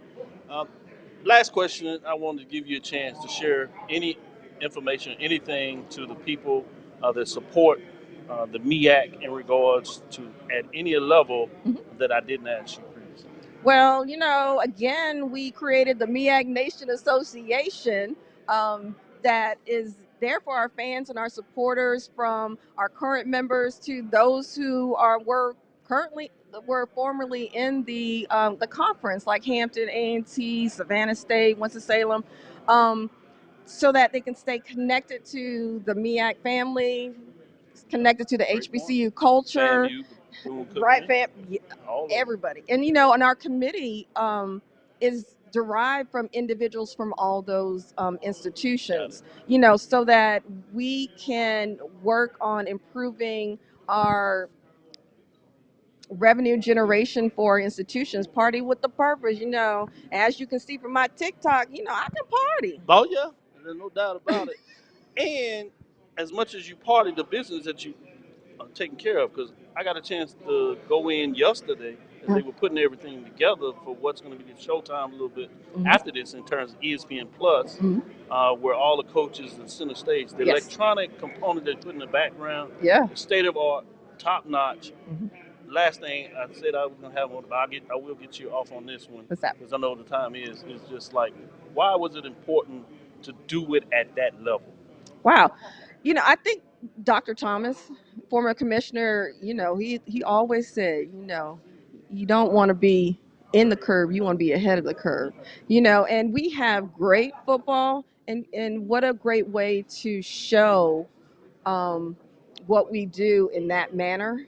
You give the student athletes, when they look at it, to see, we're putting everything into giving them a great platform. And I snuck over there a little bit, and I'm like, oh shoot, I'm a man. I'm like, I want to get on the stage. I'm like, I know that's I'm right. like, I'm trying to find my way to sneak you up there. I can do it. Nice. I got a couple of pictures of all the viewers, so we'll make sure that show keep up with us on Facebook. Keep up with the MEAC, Madam Commissioner Sonia Steele, in terms of the work that she's doing. Tremendous. job of moving this conference forward, not just holding it together, but big things, big season in front of us, not Absolutely. just for football, but the rest of the sports. So I want to say thank you for your time. Thank you. Thank you for all the tremendous work that you're doing. I'm excited about covering HBCU sports, which means covering the MEAC. That's right. In terms of they move forward. So Let's do it. continue. You'll see me around getting it done. Oh, I expect to. No doubt about it. This is Dr. Cavil inside the HBCU Sports Lab. We'll be right back after this last break, and we'll close things off. Again, Madam Commissioner Sonia Steels of the MEAC. Thank you. Thank you. Follow the Black College Sports Network and all of our shows on YouTube. You can find us at MyJBN Online and on all social media at MyBCSN1. I have in me the ability to make you a better you. So if you work hard, focus, stay on point, you can do anything. Trust me. We made this track to tell everybody they can follow their dreams. Since 2002, Empowerment Resources, Inc., a nonprofit organization, has empowered more than 1,500 youth and adults in Duval and surrounding counties through its programs Journey into Womanhood, Girls Mentoring, Life Skills for Teens, and parenting education coaching. To get involved with programs, volunteer, or donate, visit www.empowermentresourcesinc.org. Follow us on social media, facebook.com/empowerment.resources and instagram.com/empowermentJAX. It's never too early to plant the seed, to share the tradition, and instill a sense of pride in your HBCU with your little ones. HBCU Pride and Joy Children's Boutique helps you share your school spirit with a wide selection of adorable kids apparel and accessories officially licensed from your favorite HBCU. Visit hbcupridejoy.com and follow us on all social media at HBCU Pride Joy on Facebook and Twitter.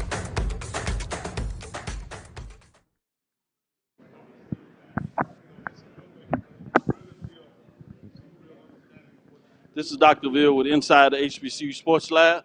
Having excitement, man, 2022. MEAC Football Media Day. It has not let us down. It's been big, and it's continuing on.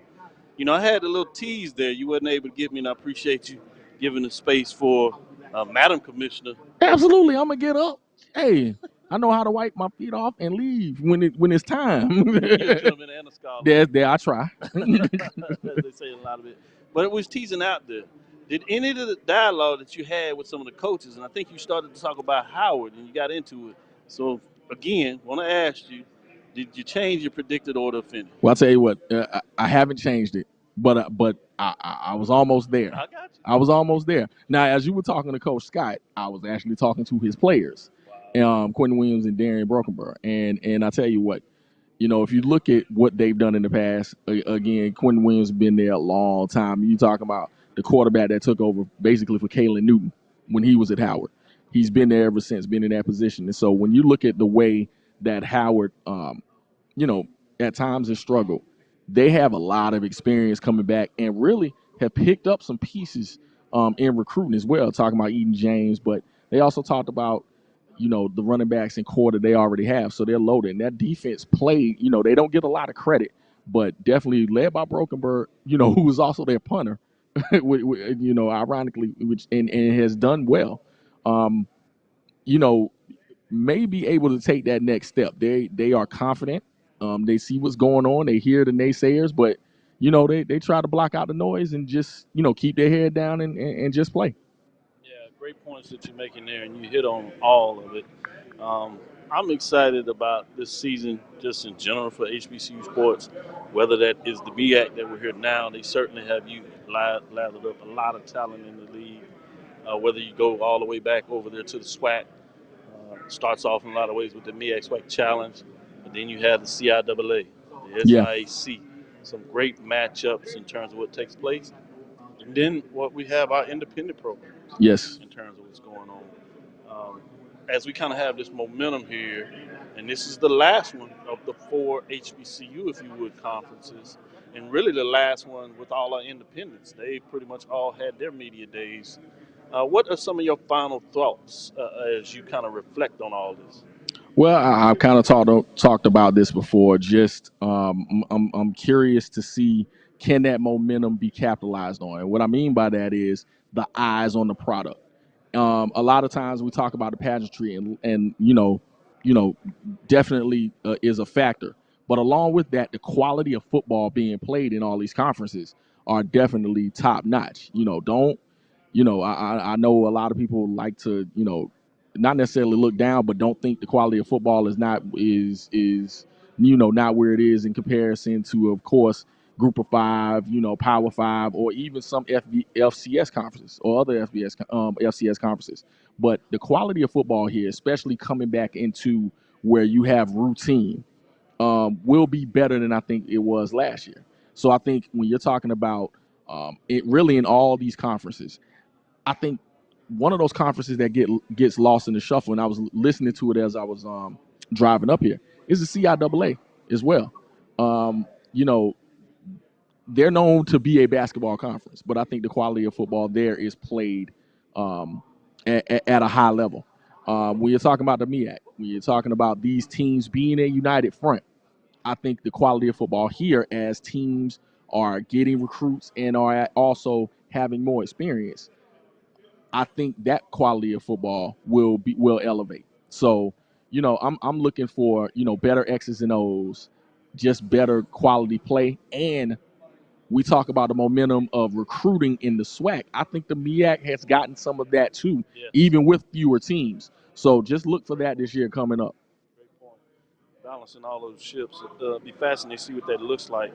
I want to say thank you for listening to Inside the HBCU Sports Lab. Make sure you share our podcasts and our streaming platforms with your friends and colleagues. I am Dr. Kenyatta, the Dean of HBCU Sports, and coming from inside the lab in the College of HBCU Sports with Mike Washington Charles Bishop, obviously with our adjunct professor, Jamie Walker, standing on stage giving you the best that he does in terms of writing. Make sure you check him out as he's on Twitter.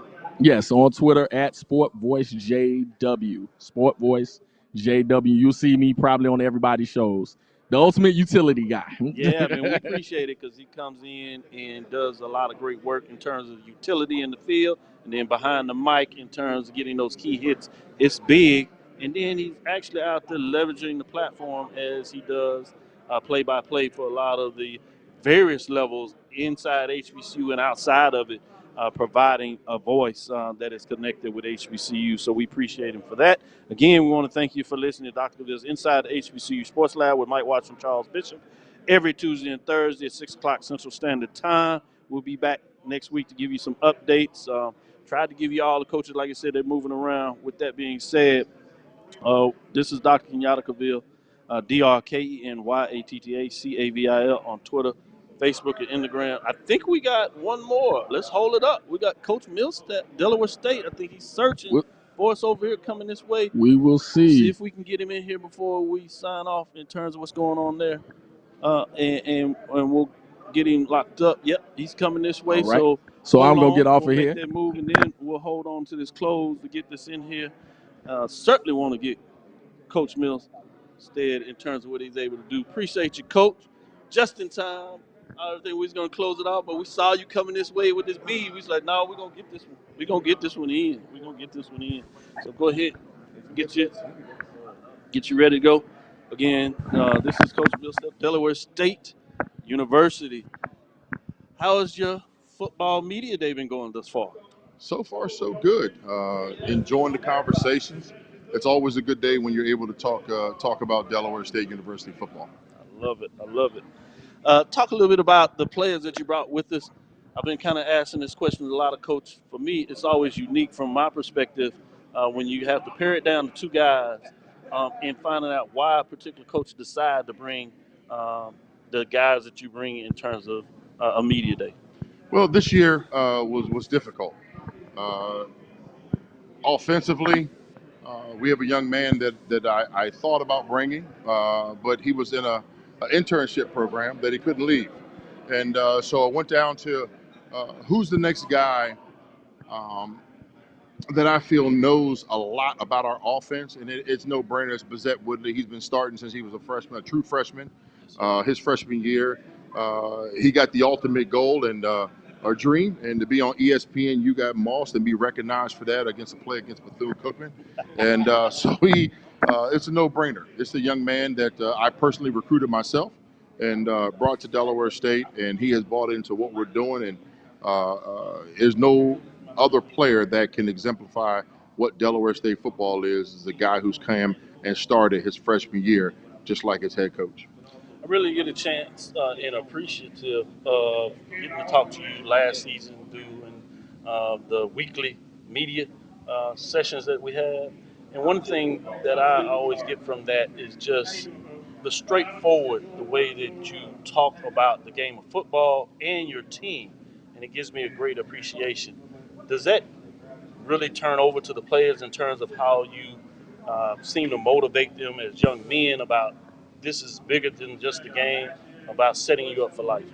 Absolutely.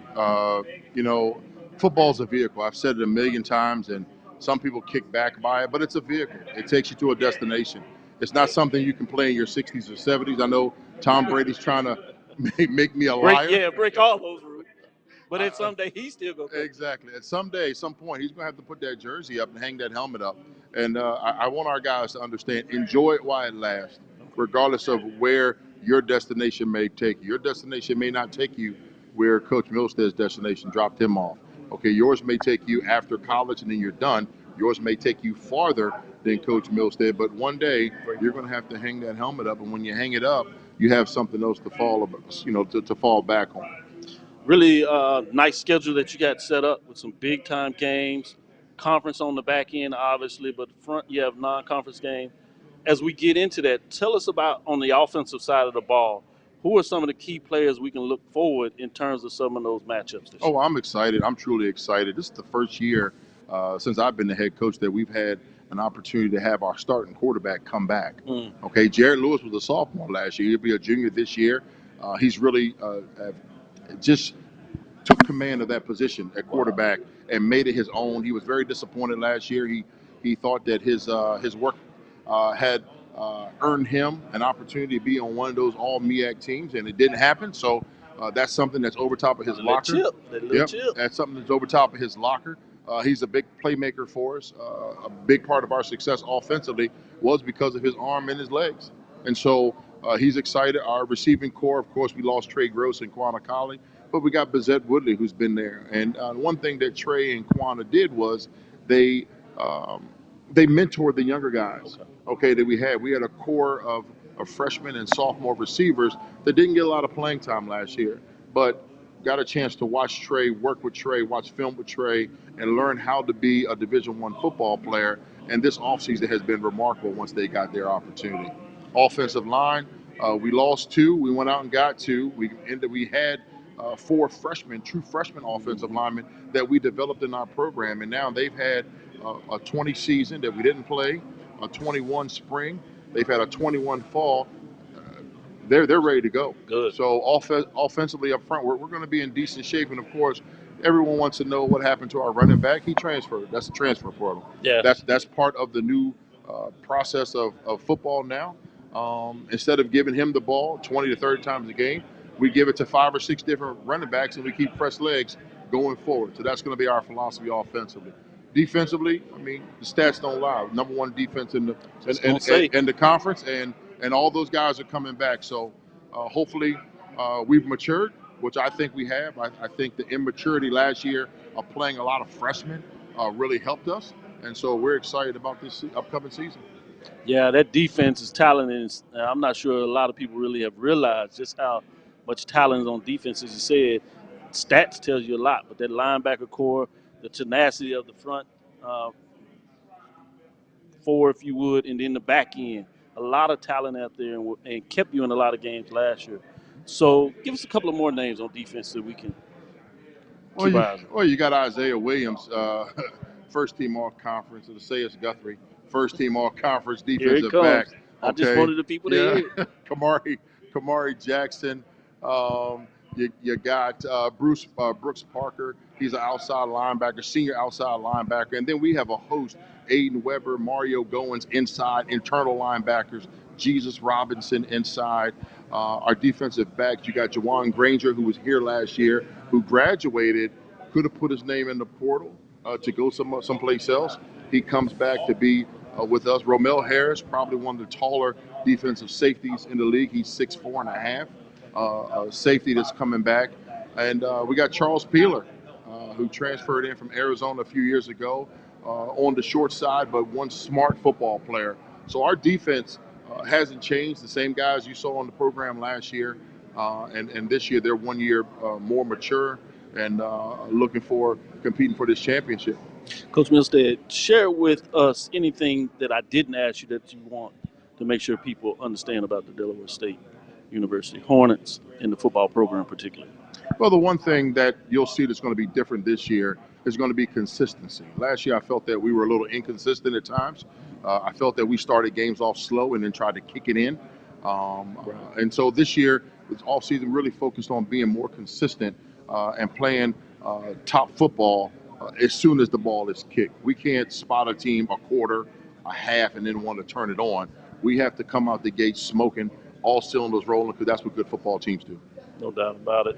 This is Dr. Cavil with Inside the HBCU Sports Lab. You heard it here at the 2022 MEAC Football Media Day from Coach Milstead. Delaware State Hornets, look for them to do some big things this year. Know what they do on the defensive side, but now they're going to have an offense that's going to support it as well. Should be an interesting season. I'm excited about the Hornets and what they get done on the football field. Thank you for your time, Coach. Thank you. This is Dr. Cavil inside the HBCU Sports Lab. Let's go to another commercial. I see that we are getting to the top, and it's about time for the tune over. But come back with us, and we'll see if we can give you one last break. And stick with us. We'll be right back after that break.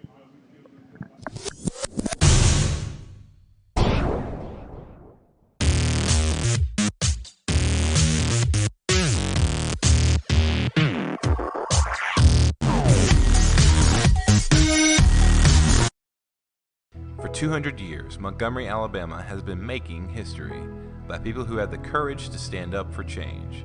Today, this riverfront city has been reborn, embracing the past and looking forward to the future. From the National Memorial for Peace and Justice to the stage of the Alabama Shakespeare Festival, this is where history was and is made. We are proud to call Montgomery home, and together, we can be the change.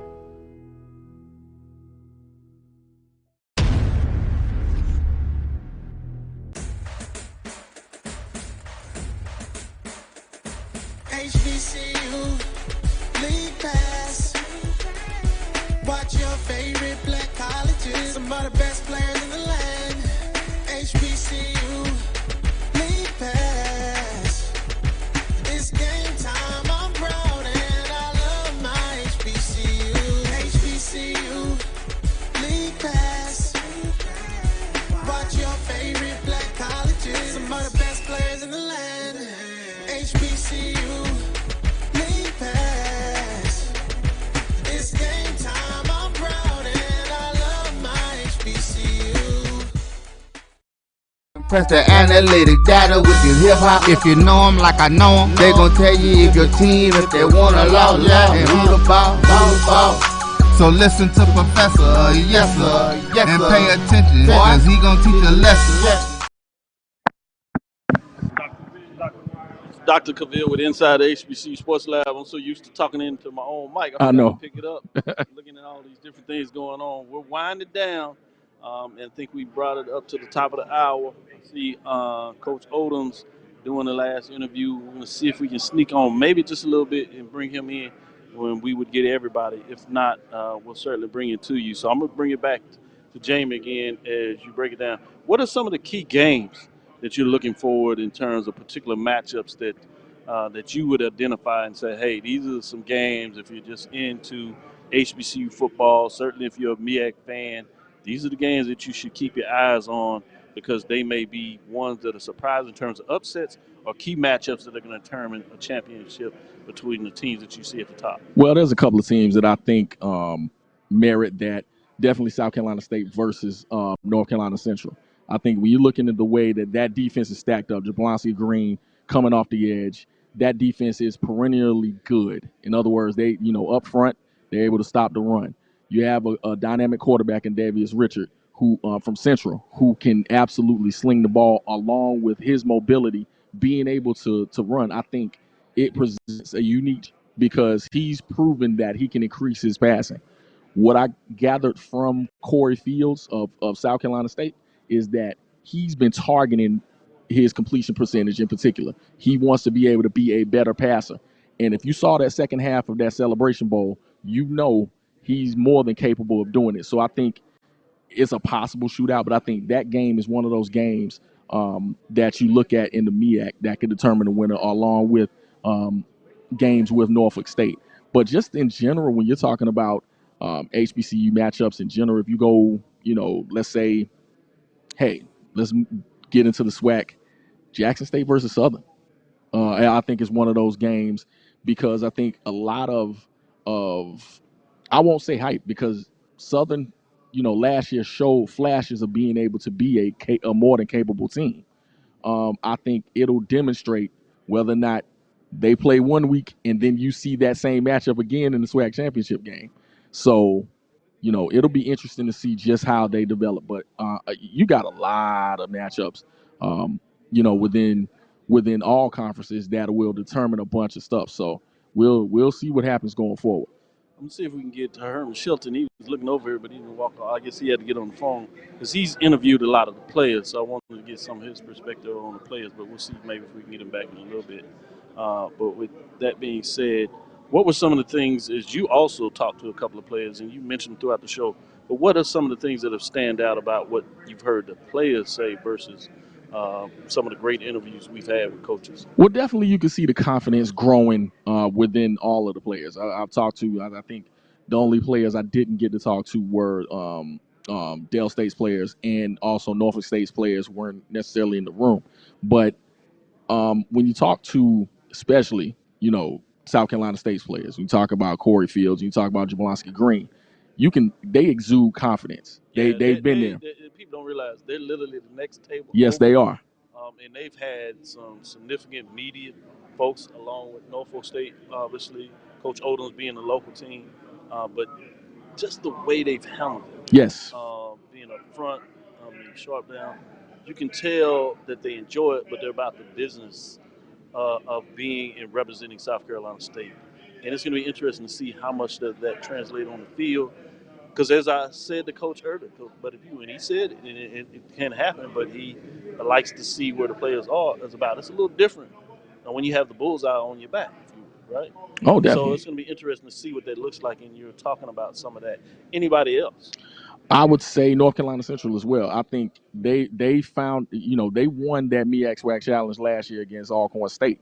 So they came in with confidence into the season, but kind of tailed off at the end, had some injuries, didn't play, like they wanted to. And talking to, Coach Oliver, they want to finish. They want to improve. And so they feel this is their opportunity to get into that Celebration Bowl as well. So looking at, both Brandon Codrington and Davius Richard, they also exude that confidence that you need going into the season. So, we'll see what happens with them. But I like where they are right now. When you get back to it and you get on the other side, what are some of the things that you talk about as you go forward? As you say, the utility man. What are some of the things that are identifiers that you look at in terms of saying where a team is at a given time of the year? Well, definitely. I love, and I've used this word before on other shows with me, because we're in the transfer portal world, and a lot of new players and shiny toys go to different spots, but it's nothing like the recruiting that you get in players that have been in a program for a long time, being able to know, especially when the head coach and those players are in place.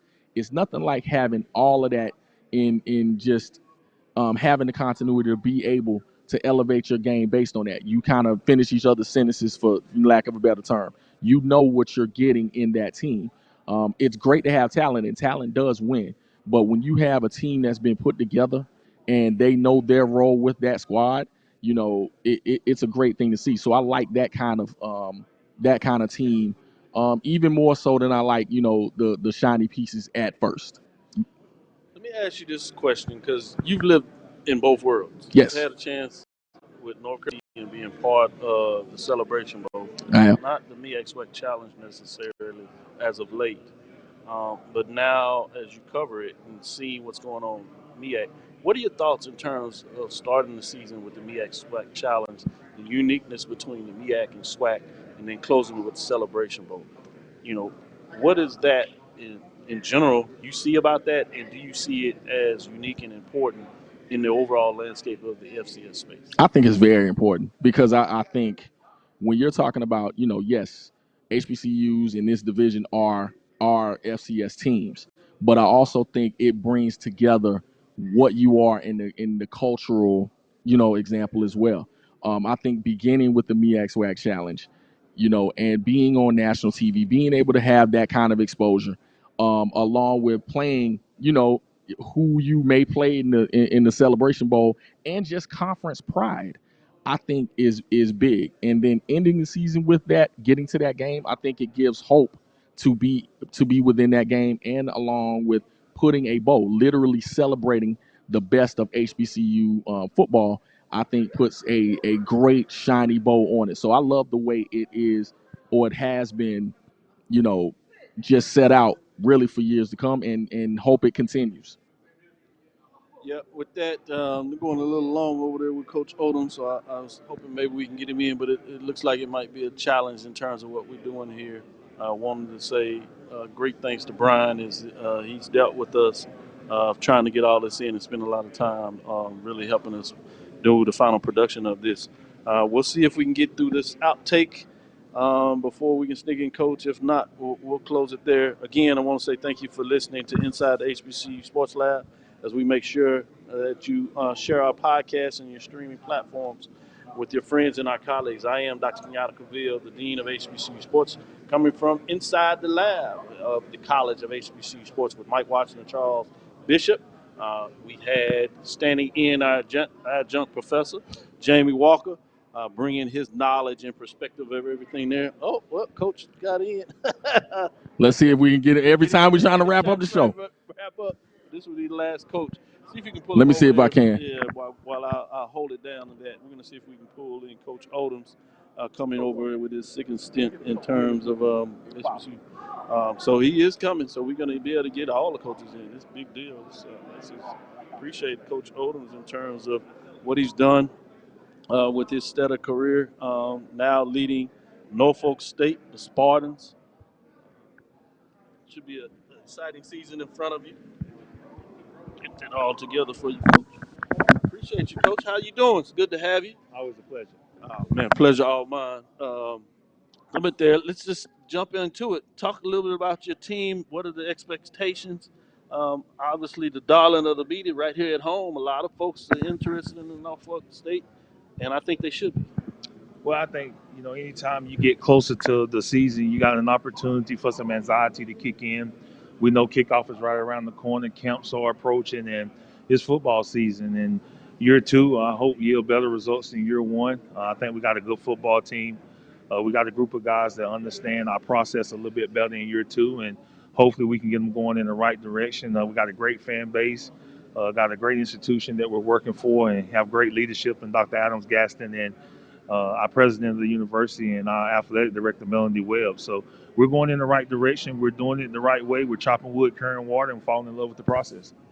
Yeah, I heard you talk about that over the years and have really had a great deal of respect over there at Southern and the SWAC. Now you transition to some of that framework, but I think it's important in terms of how you build a program in the MEAC and Norfolk State. So talk about why it's important and sometimes how long it takes to build the unique culture that talks about all four quarters throughout the season and making it to the final destination. Well, it's very important, especially it's all about time frame. I think the hiring process is very important to that time frame.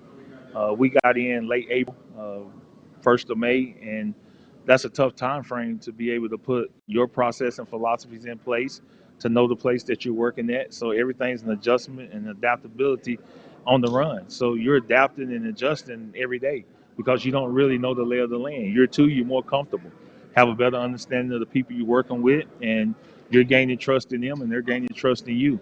Got a better relationship with your players, so they're trusting you and you trusting them. So it's tough. But I think once you get past that first year and you get the relationship stuff out the way, you're able to focus on football and process. And I think having spring ball to implement some of the schematic things that you're doing and the technical things that you want to work on, and then getting them here in the summer, and hopefully you continue to build on that, and then you come to fall camp healthy and you got a better outlook on the season. And I think that's where we're at going into year two. I think that's what give us a better outlook and give us some better promise as we get ready to go. And I think this football team will be ready. We got a lot of work to do, but I think they're willing to put the time in to be the best football team that we can put out there. Let's go on the offensive side of the ball. One thing that I know about your teams is always being physical. That means running the ball, but also being able to make some big plays in the passing game. Or what can we look for on the offensive side of the ball for Norfolk State this year? Well, we'll be a spread football team, and we're going to take whatever the defense give us. And Coach Myers, our offensive coordinator, is doing an outstanding job of making sure that he prepared the quarterback position to understand that. You can't take everything away because you're an odd number. And when you're playing with 11, you're an odd number. You got 6 somewhere and 5 somewhere. So I think when you understand that and the conflict and putting guys in conflict, I think our offense does an outstanding job of creating conflict. And if we execute at a high level, we're going to be successful. Those guys do a great job on that side of the ball of trying to find the mismatch and trying to find a way to give our offense an opportunity to be successful. So we'll be spread. We're going to attack you, but we're just going to take what you give us. On the defensive side of the ball, oftentimes people talking about attacking defense, but in a lot of ways that you just alluded to, defense, you're looking for those mismatches as well, trying to figure it out. But from a defense perspective, what can we expect from the defense of the Spartans? Well, I think we'll be much, much better because of a second year. Second-year coordinators, guys in the program for the second year. So I think communication. I think last year we had some communication breakdowns. We struggled in that department a little bit. But I think as you see us this year, you can see us a much better defense. And we return a lot of players. So we got a lot of depth in our 22 guys returning from a year ago. We got, I think, 19 of those guys coming back.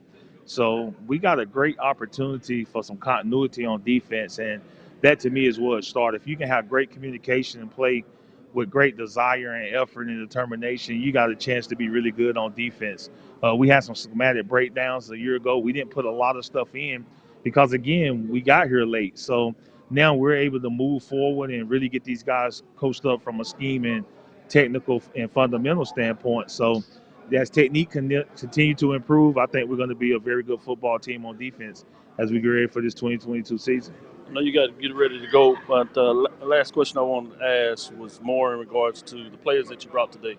Why was they chosen in terms of the guys that you want to bring? I know oftentimes it makes a statement in terms of a coach, and you could, if they would, you might bring more. But what was special about these 2 kids and why them? Well, both guys are returning players for us. They're captains. They're leaders on a football team. They have their degree, so they're good football players and they're good people.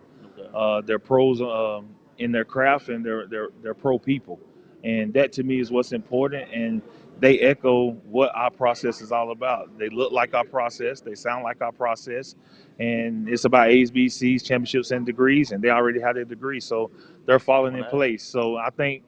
When you look at that as a coach, sometimes you bring the best players, sometimes you bring the guys with the best character. But at the end of the day, they got to be what your program's supposed to look like. Last thing, I'll let you do it in terms of anything that I didn't ask you that you want to say to the Spartan fans or just in general to the listeners out there what they can expect about Norfolk State Spartan football. Well, the biggest thing is that I think it's an exciting time. I think last year we had a taste of success. We're looking to see if we can take the next step in 2022. Got a good football team. We got some position battles that's going to take place. We got some uncertainty, but we'll figure that out through fall camp, and we got a challenging schedule. So get your tickets for those 5 home games and come support the Spartans. We need that support. We appreciate you, and we look forward to seeing all of you in 2022. Thank you, Coach Odom. Always a pleasure. Thank you for getting a chance and getting in and telling us a little bit about the Norfolk State Spartans. This is Coach Odom bringing here for the 2022 MEAC Football Media Day, giving you all the insights you need to know as they get ready to tune in for the next side as they go to ESPN. Thank you for that extra time and getting over here to interview with us. It means a lot. This is Dr. Cavil with Inside the HBCU Sports Lab, closing up on the show today Follow me, Dr. Kenyatta Cavil, on Twitter, Facebook, Instagram as DrKenyattaCavil, Inside the HBCU Sports Lab, Facebook and Inside the HBCU Sports Lab on Twitter. Dream big, continue to move forward. We will talk with you soon. For those that know it out there, course, lecture dismissed. Thank you.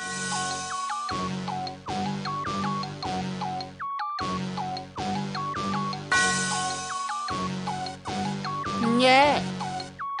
I love my HBCU. And boy, I love it, love it. I love it, love it.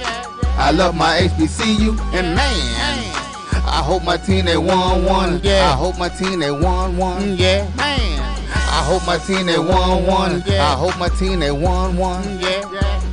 I tune into the HBCU Sports Lab to see if my team won or lost.